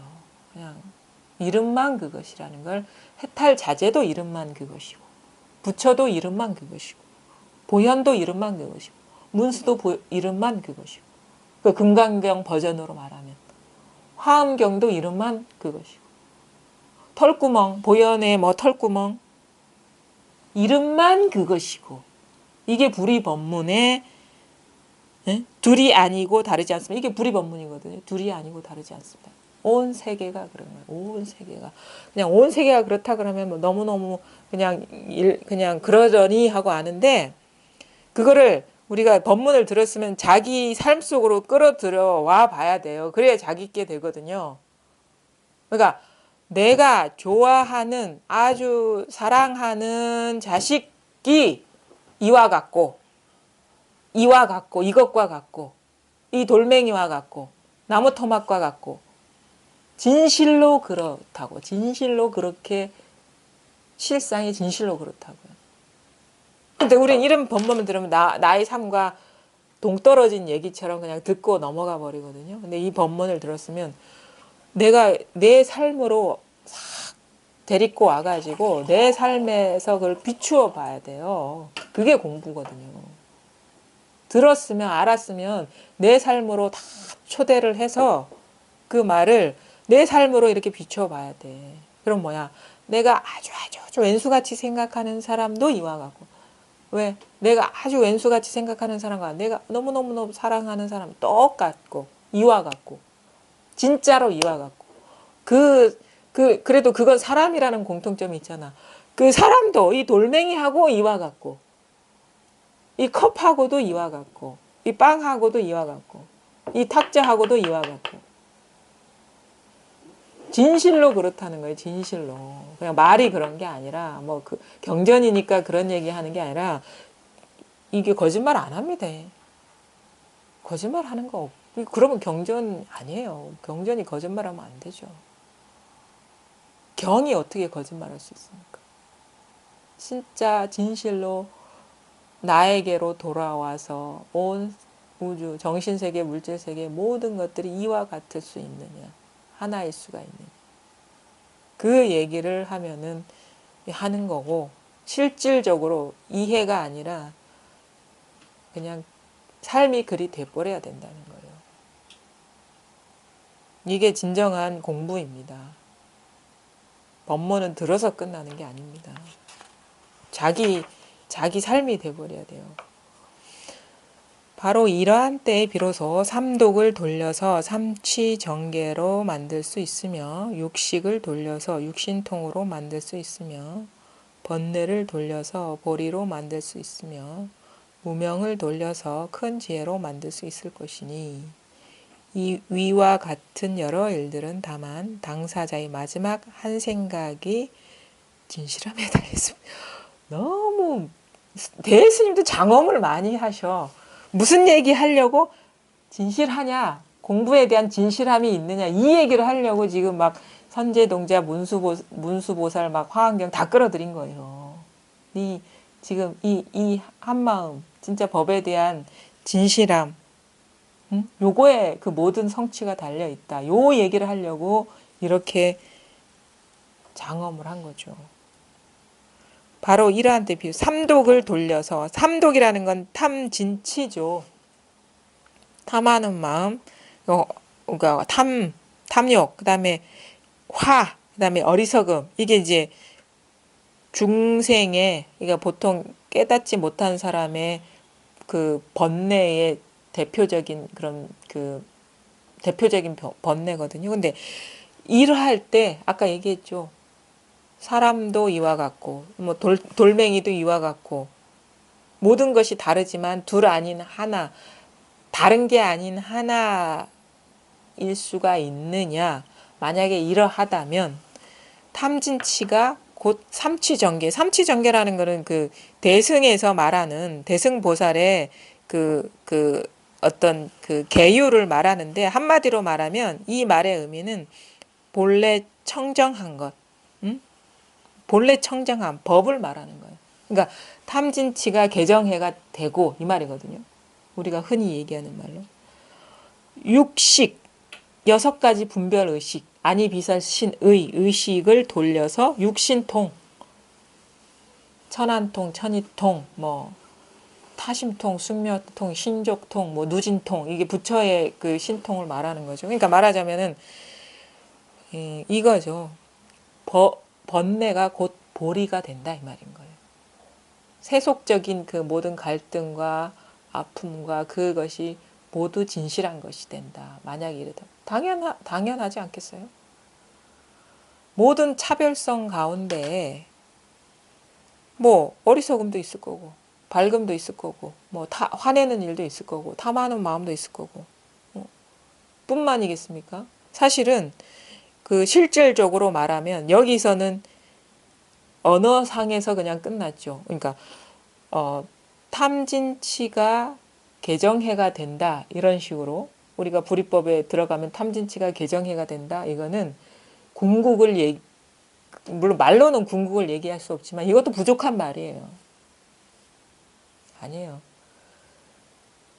탐진치 개정해 똑같이 번뇌예요. 그게 번뇌라고. 개정해도 번뇌라고. 이 말 무슨 말인지 아시겠어요? 개정해도 번뇌라고. 탐진치 개정해. 실질적으로는 탐진치 개정해. 탐진치도 이것이고 개정해도 이것이라. 왜? 개정해도 분별되는 거잖아.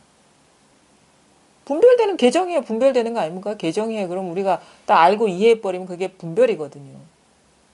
이게 더 엄밀하게 말하면 삼독도 이 하나로 똑같고 개정해도 이 하나로 똑같고 그 다음에 육식도 이 하나로 똑같고 그 다음에 육신통이 분별돼 버리면 그거는 번뇌예요. 이 하나로 똑같고 육신통의 경계가 따로 있어 버리면 그게 번뇌예요.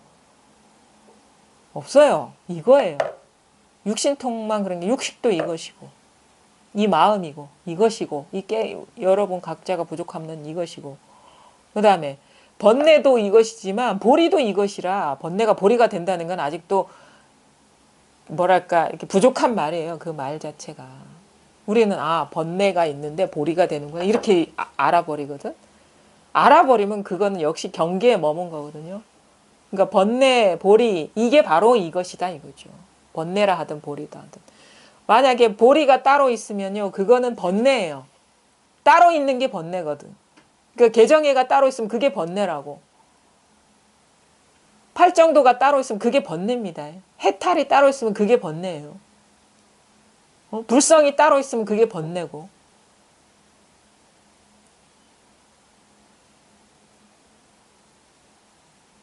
그거 잘 알아들으셔야 돼요. 만약 이게 우리는 그냥 번뇌가 곧 보리가 된다 이런 식으로 알아버리면 그것이 번뇌에 머무는 거고 번뇌도 이것이고 보리도 이거 개정해도 이것이고 삼독도 이것이고 육신통도 이것이고 그 다음에 이 마음 그 다음에 다 이것이에요. 그 다음에 지금 어쩌고 저쩌고 얘기하는 것도 이것이고 뭐 화엄경도 이것이고 번뇌를 돌려서 보리로 만들 수 있으며 무명을 돌려서 큰 지혜로 만들 수 있을 것이니 이와 같은 여러 일들은 다만 당사자의 마지막 한 생각이 진실함에 달려 있을 뿐입니다.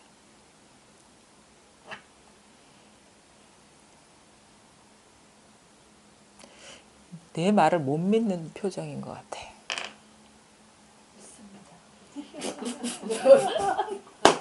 아멘, 아멘. 아유, 다 진심인데요. 그러면서 또 뒤에서 묻는다고. 진짜 이게 다예요? 그런다고. 그러니까 못 믿는 거지.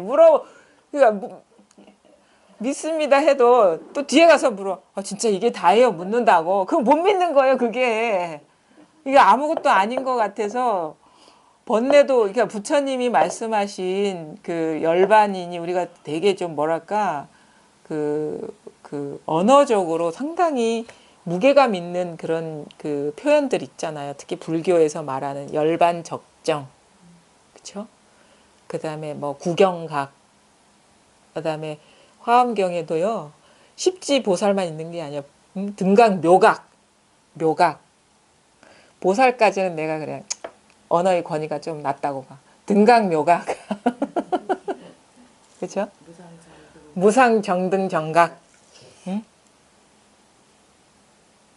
뭐 여러분 좋아하는 금강경. 하도 이거는 익숙해서 금강경이 살아있는 금강경 읽어야 됩니다. 이건 익숙할 수가 있겠다. 금강경도 너무 좀 많이 보편화가 돼. 그러니까 등각, 묘각, 열반적정, 그 다음에 그 응? 구경각, 뭐 여러 가지가 있죠. 불태전지, 뭐 그다음에 동진지부터 시작해서 환희지, 온갖 그게요. 이거라니까 진짜 못 믿겠죠? 이거라니까 진짜. 요거 그 등각묘각이 진짜 이거구나라고 확고부동하게. 왜냐면은 화엄경에서 아무리 높은 계단을 세워봐야 묘각까지 갔잖아요. 화엄경에서 부처의 그 묘각. 지금 당장 이거라는 확고부동한 믿음 있으면 묘각 다 간 거예요. 근데 없으니까 내가 이제 공부해야 된다고 생각하는 거야 지금. 그러니까 내가 못 믿는다 하지. 막 알아듣는 것처럼 이렇게 끄덕거린다 하더라도. 그러니까 내가 알아요. 말로는 다 믿는다 하는 거 다 알아. 진짜라니까요. 진짜. 못 믿어도 여러분이 마음이 못 믿는 것일 뿐이지 진실이 달라지는 건 아니에요. 진짜. 삶도 이겁니다. 죽음도 이거예요. 죽음 앞에서는 등각묘각이 어딨어. 내가 사실 죽음도 이거예요. 진짜. 죽음도 이거예요. 죽음도 이거예요. 그러니까 아무것도 아닌 것 같은데 이게예요. 그래서 아까 좀 먼저 오셨다가 간 그 분이 계시거든요. 하다 보니까 어찌 이 자리 알아듣더라고. 못 믿겠어요. 그러는 거야. 그래서 제가 내기를 할까요? 그랬어요. 우리 심쌤도 우리 집 아파트 대고 내기를 하는데 나라고 못할 게 뭐 있어. 그래가지고 내가 왜냐 이길 자신이 있거든. 이게 그래 뭐 걸겠어요. 그러니까 아무 말 안 하고 그냥 가는데 진짜라니까. 그러니까 우리 집 아파트 우리 가진 거 전부거든요. 우리 그거 없으면 그냥 뭐 그냥 하늘을 그냥 지붕 삼아서 살아야 되는데 왜 이거예요. 그러니까 그렇게 막 그 심쌤도 호언장담하는 거야. 어떻게 내기를 걸었는지 모르지만 그러니까 이거라고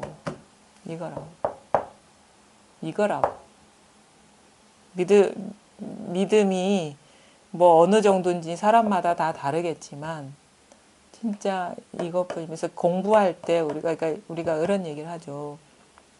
요 선어록에서도 서장에서도 그런 얘기 많이 해요. 그렇게 공부하면은 염라대왕, 응? 염라대왕이 호출할 때 그 사람들한테 얘기를 하거든요. 이게 묵조 사선을 하는 사람들한테 얘기를 하죠. 만약에 죽을 고비가 돼서 염라대왕이 호출을 한단 말이에요. 빨리 하늘나라로 오라고. 이제 이 생에서 생명 끝났다고. 그러면은 그 저승사자한테 가만히 기다려 보십시오. 제가 잠깐 자세를 바로잡고 이렇게 선정해 둔 다음에 들어가겠습니다. 죽을 때 어찌 그런 시간적인 여유가 있겠냐? 그러면서 그거를 이제 되게 좀 신랄하게 이렇게 비판을 하는 그런 장면이 있거든요. 우리가 이렇게 뭐 이렇게 좌선하고 이렇게 딱 마음의 안정을 딱 찾고 잠깐만 기다려 보십시오. 내가 조금 안정을 찾고 이제 염라대왕의 호출을 받고 가겠습니다. 이렇게 얘기할 틈이 어디 있겠냐고 죽을 때. 그러면서 이제 그 방법을 되게 이제 비판적으로 얘기를 하는데 이거는 챙길 필요가 없잖아요. 그냥 있는 거니까. 그러니까 그때 당당해질 수가 있는 거. 뭐 안고 뭐 하고 자중하고 마음을 안정시키고 그럴 필요가 없는. 그냥 있는 거. 이거는 그냥 있거든. 틈도 없이 그냥 시간적인 뭣도 없이 이것뿐이라 이거에 대한 확신이 있으면 뭐 시간이 필요하겠습니까? 그래 가서 염라대왕한테 가서 따져보자 그러지. 네가 내 생명을 가져갈 것이냐. 염라대왕도 여기서 나오는 건데. 그런 얘기를 하는 장면이 와요. 우리가 생사 문제가 가장 큰 왜냐하면 생사라는 거는 그거죠. 나라는 어떤 에고가 사라지는 그런 일이기 때문에 우리가 가장 강력하게 묶여 있는 게 나라는 그거거든요. 그래서 그 문제를 묻는 거예요. 그 문제를 해탈했느냐, 자유로워졌느냐. 그게 모든 인간의 가장 근원적인 장애라는 걸 누구나 다 알아요. 이게 공부하는 사람이라면. 그래서 공부를 이렇게 점검할 때 너 생사해탈 했느냐, 자유로워졌느냐 이런 식으로 접근하는 이유가 거거든요. 어쨌든 간에 이것뿐입니다. 진짜.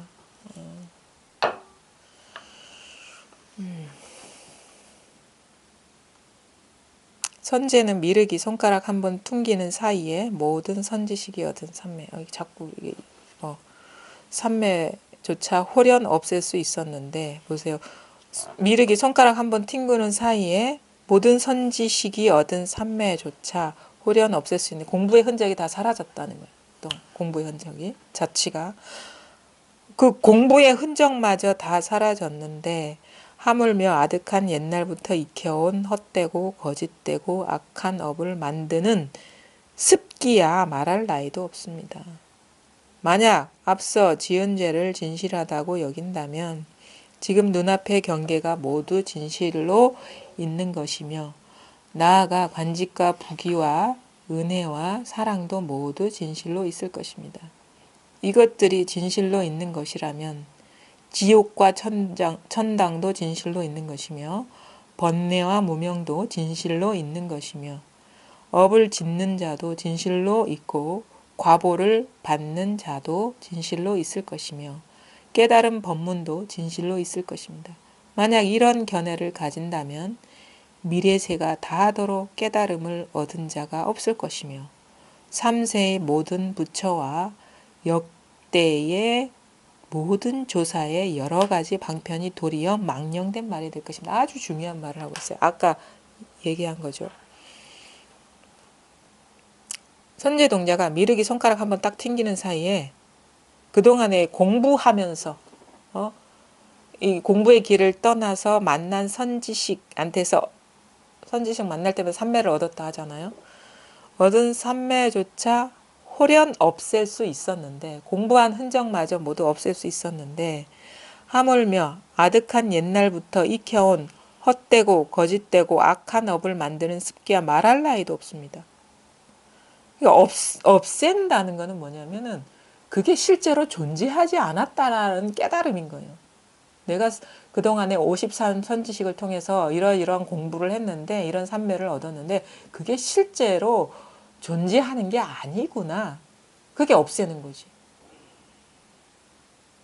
그걸 그 공부의 그 업적마저 다 실제 존재하는 게 아니구나라는 걸 깨달았는데 그 이전에 쌓아온 아득한 옛날부터 익혀온 그 모든 어떤 그 분별, 망상 그러면서 익혀온 여러 가지 뭐 탐욕이라든가 그런 업들 그런 것도 실제로 존재하는 게 아니에요, 사실은.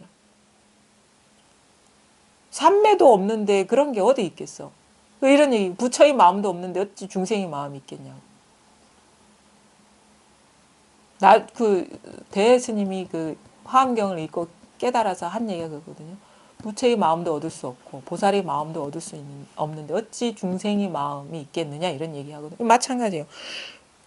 이게 공부한 그것들은 다 부처의 마음 아닙니까? 부처의 마음도 없는데 어찌 거짓되고 헛된 그 악습이라는 게 실제로 존재하겠느냐. 그거는 다 환상과 같은 일이라는 거를 그래서 단박에 해탈한다, 단박에 깨닫는다라는 거는 그게 본래 존재하지 않았다는 거를 깨닫는 거예요. 그걸 뭐 그냥 단박에 그래서 돈수라고 하는 건 그거죠. 있으면은 닦아내야 돼. 근데 딱 깨닫고 보니까 그게 본래 존재하지 않았어. 있지도 않은 걸 왜 닦아? 그래서 돈수라는 말을 하는 게 그 말인 거예요. 막 있다면 닦아내야겠죠. 때가 있다면. 그게 존재한다면 없애야 되잖아요. 이게 수신이 필요해요. 닦아야 돼. 근데 보니까 그게 존재하는 게 아니야. 그러니까 있어도 닦을 필요가 없는 거라. 그거를 그래서 돈수라고 하는 거는 뭐냐면 깨닫고 보니까 이전에는 그러니까 깨닫기 전에는 다 있었어. 존재가 다 있었어요. 그래서 막 이것도 하고 닦아내야 이게 때가 있으니까 뭐가 있으니까 닦아내야 된다고 생각을 했는데 깨닫고 보니까 닦아야 된다고 생각했던 그것에 자성이 없더라 이거예요. 그것이라고 할 만한 게 없더라.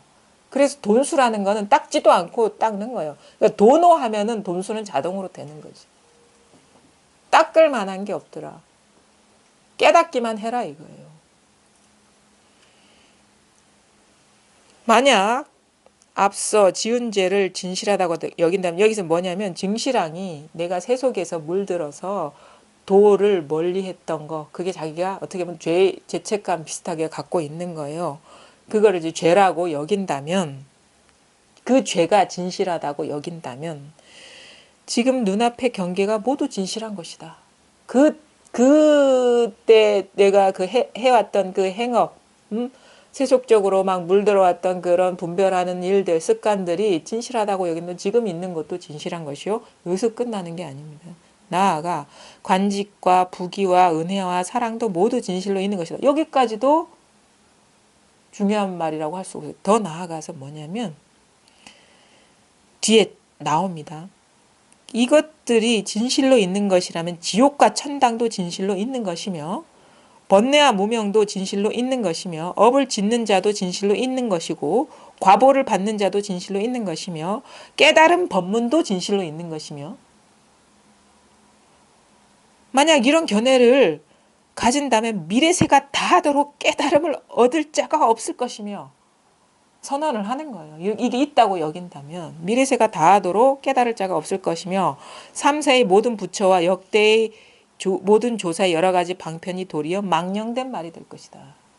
이게 진실로 여긴다면 이게 뭐냐면 이게 뒤집어서 얘기를 한다면 앞서 여러분도 마찬가지예요. 이거는 그 증실왕에 대한 얘기가 아니야. 우리가 지나오면서 행해왔던 온갖 여러 가지 분별, 습관, 뭐 악업이든 선업이든 마찬가지입니다. 뭐 좋은 일이든 나쁜 일이든 마찬가지. 그게 진실로 있지 않다. 이 말이고. 그다음 지금 눈앞에 있는 경계도 진실로 있는 것이 아니다. 또 나아가 뭐 관직에 여러분 각자 위치에 직책이 있을 거 아닙니까? 업적도 있을 거고 그 부귀 영화도 다 있을 거고 그 은혜와 사랑도 모두 있을 건데 그것도 진실로 있는 것이 아니다. 또 이것뿐만 아니라 지옥과 천당도 진실로 있는 것이 아니다. 그 다음에 번뇌와 무명이라는 것도 진실로 있는 것이 아니다. 근데 업을 짓는 자 나라고 칩시다. 그것도 진실로 있는 것이 아니고 그 다음에 그 과보를 받을 자 지었으니까 받아야 될 내가 있다. 그것도 진실로 있는 것이 아니며 깨달은 법문도 진실로 있는 것이 아니다. 깨달음이라는 것도 진실로 있는 것이 아니다. 만약 진실로 있다고 여긴다면 이 사람이 미래세가 우리 미래세 어떻게 다 하겠습니까? 미래세는 다 할 수 없어요. 그래도 그 정도까지 공부를 하더라도 깨달음을 얻을 자는 아무도 없을 것이다. 이렇게 단언을 하잖아요. 단언을 하잖아요. 대종구 스님이. 그러니까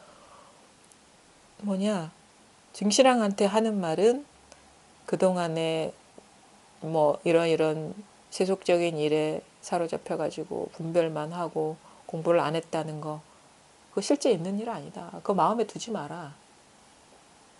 그거 이 얘기하면 우리 그 생각나죠. 유마 우파리한테 그 거사들이 와가지고 죄를 지었다고 아마 중죄를 지었어요. 그 사람은 아마 사람을 죽였거나 막 이렇게 큰 죄를 지었어. 그래가지고 이제 우파리가 그 죄 참여하도록 이끌어주니까 유마가 와서 하는 말이 죄를 더하지 마십시오 하잖아. 죄가 공함을 스스로 깨닫게 하는 게 진정한 참회이지. 그러니까 죄가 없다는 거를 깨닫게 죄의 자성이 없다. 죄가 진실로 존재하지 않는다는 거를 깨닫게 하는 게 진정으로 이 사람 참회시키는 거지. 죄가 있으니까 참회해라 이렇게 하는 게 그게 진정한 참회가 아니다. 이거 같은 말이에요. 이 말하고. 그 공함을 깨닫게 하는 게 진정한 참회라 이 말이에요. 그럼 뭐냐? 깨달음이 중요하긴 하죠. 깨달아야지 이거를 누가 얘기를 하지 않아도 자기가 이렇게 보게 되는데 이제 우리가 그게 현실적으로 그걸 명확하게 보지 못하는 한은 굳이 그걸 마음에 담아두지 말라는 거예요. 자책하지도 말고 뭐가 있었다는 생각도 하지 말고 마음에 두지 마라. 그거는 허망한 얘기니까. 오히려 공부를 하면 할수록 좀 비워지고 뭐랄까 그래서 아마 그 죄사함을 받는다 이 말도 여기서 나오는 게 아닌가 싶어. 그냥 그게 뭐가 있는 게 아니에요.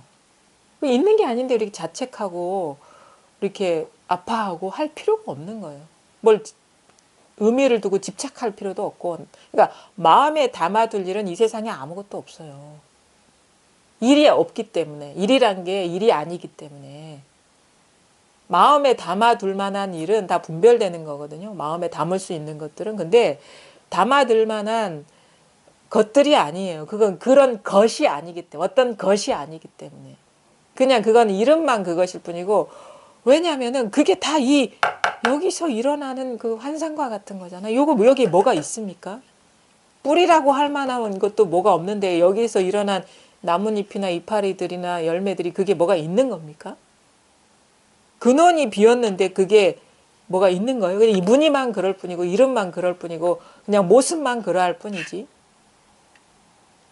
그러니까 그렇게 마음에 담아둘 일이 이 세상에 아무것도 없다고요. 아파할 일도 없고 좋아할 일도 없고 뭐 의미 있다고 여길 만한 일도 없고 의미 없다고 치부할 일도 없고 아무것도 마음에 담아둘 게 아무것도 없어요. 그래서 오히려 그냥 텅 비워지는 거라 공부를 하면 할수록 그냥 그때 필요해서 그냥 할 뿐이에요. 그냥 인연 따라서. 그러니까 오히려 더 이제 이게 자유죠. 이게 자유로움이고 해탈이고 마음에 담아둘 게 있기 때문에 구속이 되는 거거든요. 마음에 담아둘 일이 아무것도 없다는 깨달음. 그다음에 그것이 오면은 습관적으로 자꾸 이것에 이렇게 사로잡히는 그런 뭐가 있다고 사로잡히는 거지. 자기도 모르게. 그게 꿈속에 떨어지는 거예요. 뭐가 자기도 모르게 막 있는 것처럼 이렇게 분별에 떨어져 버리면 진짜 있는 것 같아. 근데 그렇더라도 뭐가 있는 게 아닌데 착각일 뿐인데. 그러니까 근데 이제 여기서는 단박 물론 이치적으로는요 우리가 뭐 분별에 떨어지든 뭐 분별하는 습관에 떨어지든 뭐가 있는 게 아니에요. 뭐가 법에서 어긋난 게 아니라고. 법에서 벗어날 일은 없어요. 안심해도 돼요. 망상에 사로잡힌다, 뭐 망상에 떨어진다 그러면은 우리가 뭐 이제 엽법하지 않다 뭐 이런 식으로 얘기하고 그러는데 그거는 방편의 말이고 진짜 여기에서 보면요 그 닦을 게 없다는 말이 분명해져야 돼요. 왜냐면은 그냥 습관이 일어날 수 있죠. 그냥 그거는 뭐가 있어서 이러는 게 아니라 그냥 길들여진 습관이 일어난 것일 뿐이에요. 뭐가 일이 있는 게 아니라고. 우리가 뭐 맛있는 거 좋아할 수 있죠. 근데 그게 뭐가 있어서 그런 게 아니고 그냥 습관이 일어나는 것일 뿐이에요. 그러니까 우리가 공부를 하다 보면은 자꾸 이제 자꾸 이 힘이 약하기 때문에 막 끄달려 가고 뭐 어떤 거는 좀 직면하기 싫어하고 회피하고 싶고 그 간택하려는 마음이 이렇게 일어나거든요. 그러면 사람들이 이제 어떻게 반응이 일어나냐면 아유 공부가 이것밖에 안 돼? 진짜 공부한 사람으로서 왜 마음이 이렇게 일어나야 돼? 그래서 그런 식으로 자꾸 자기를 자책을 하고 그 상황을 오히려 더 문제시 만드는데 그런 식으로 판단할 일이 없어. 왜? 자책할 나도 없고 그냥 습관이 일어나고 있을 뿐이에요. 그거는 그냥 살아오던 습관이 일어나고 있을 뿐이라. 그러니까 누구를 자책하거나 판단하거나 그렇게 과보를 지은 자도 없고 과보를 받을 자도 없는 거예요. 그냥 습관이에요. 습관. 그동안에 뭐 30년, 40년, 50년 살아오다가 몸에 길들여진 습관이 일어나고 있을 뿐이에요. 그럴 수 있죠. 그 습관은 그 시간이 지나야지 사라지거든요. 우리가 그 대승기신론인가 보면은 훈습이라고 해요. 법에도 훈습돼야 된다고. 분별에도 훈습됐잖아요. 살아오면서. 그러니까 훈습이 필요해. 그냥 이 법에 익숙해지는 그게 필요한 거. 그러니까 이게 공부가 이게 뭔가 이 자리가 딱 드러나고 나서의 여러 가지 겪게 되는 그 문제들이 있거든요. 그거를 갖고 그러니까 그거는 막 그게 문제가 되는 이유는 내가 보기에는요. 그 내가 있기 때문이에요. 내가 있기 때문에 자꾸 그걸 문제시하는 거야. 내가 있기 때문에. 내가 없다는 게 분명해지면 그냥 어떻게 보게 되냐면 뭐 습관이 일어나고 있구나. 이 정도로 보고 별 의미를 두지 않아요. 문제라고 생각하지도 않고. 그러니까 근데 내가 공부하는 내가 있기 때문에 자꾸 그런 식으로 판단하는 거예요. 왜 체험했는데 이래? 공부를 하는 사람이 왜 이래? 내가 그 판단하는 그 놈이 그게 죽일 놈이야 아주 그냥. 그게 잘못된 거예요. 판단할 자가 본래는 없거든요. 그게 이게 그 에고가 문제를 자꾸 문제가 아닌 상황을 문제를 만드는 거예요. 분명히 이게 과보를 지은 자도 없고 과보를 받은 자도 없다. 근데 자꾸 문제를 만드는 그 판단하는 그 주체가 좀 그 빈틈을 노려가지고 막 공부를 방해하고 있는 그것일 뿐이에요. 자책할 필요도 없고 자만할 필요도 없고 뭘 판단할 필요도 없어요. 그냥 그런가 보다 하면 되는 거예요. 그런가 보다. 모든 일이 다 그런가 보다. 얼마나 가볍고 그렇죠. 홀가분해요. 그게 그래서 해탈이라는 말 이게 공부가 참 우리가 자기도 모르게 자기 생각이나 관념에 스스로를 얽어맸는데 그 생각이나 관념 뭐 그런 거를 믿지 않음으로써 이게 믿지 않게 되면은 점점 힘이 약화되거든요. 그래서 좀 자유로워지는 듯한 느낌이 들어요. 뭔가 숨 쉴 어떤 자리가 생긴 것 같고 그게 이제 공부의 어떤 효험인 거고 그러한 어떤 그 경계를 경험하면서 공부를 더 하게 되는 거죠. 이것만이 진실하다. 이 길만이 스스로를 자유롭게 할 것이다라는 그 확신이 점점 들면은 세속적인 거는 좀 무의미해지게 돼요. 처음부터 그 100%의 믿음은 사실 생기기가 어렵죠. 공부하다 보면 공부에서 이렇게 변화되는 그런 것들이 더 공부에 대한 확신, 그 신뢰, 믿음, 진실함을 갖게 해요. 하면 됩니다. 그냥 하면 돼. 하면 돼. 근데 마음을 많이 두세요. 딴 데 두지 마시고. 그러다 보면은 저절로 이렇게 분명해지고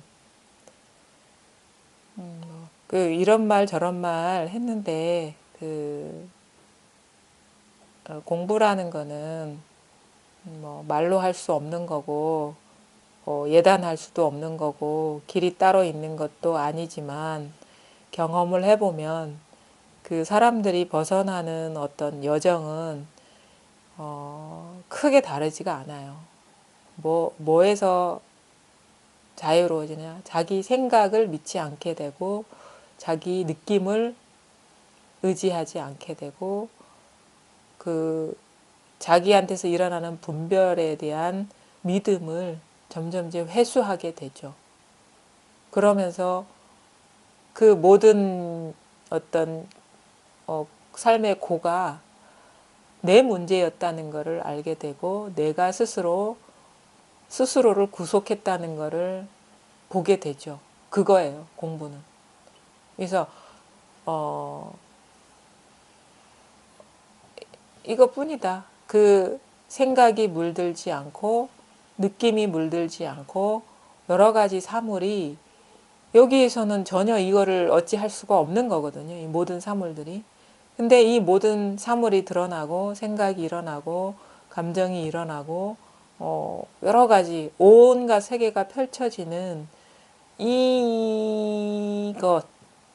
이것이 분명해지는 것. 그것이 바로 자기 생각, 여기서 일어나는 상의 믿음을 회수하는 그거와 정비례하다. 간단하죠, 공부가. 그러면서 여러 가지 다양한 어떤 경험들을 해요. 그게 눈에 보이지 않고 자기만 아는 경험들이 있거든요. 그러면서 더더욱 이 자리에 대한 확신을 갖게 되고, 뭐 의심이 점점 사라지게 되고, 결국 믿음이, 진정한 믿음이 서는 그런 일이 있다. 그래서 누구한테 의지하지 않고 묻지 않아도 이것이 그냥 실제가 돼버리고 현실이 돼버리고 다른 것을 보지 않게 되는 그런 변화가 있다. 그거죠. 일단 이게 분명해지는 일일 뿐입니다. 따로 뭐가 있는 게 아니고. 그 과정 속에서 우여곡절 많아요. 자기의 어떤 내면에서 일어나는 거를 우리 적나라하게 경험하게 되거든요. 너무도 집착적이고 쾌락적인 면, 그 다음에 좀 유치하고 치사하고 쪼잔하고 안 그래 나만은 안 그럴 것이야 라고 여겼던 것들이 다 내 안에 있었어요. 그것을 직면하는 것 쉽지는 않습니다. 하지만 똑바로 보셔야 돼요. 그래야지 우리가 거기서 자유로울 수가 있는 거예요. 네, 오늘 여기까지 하겠습니다.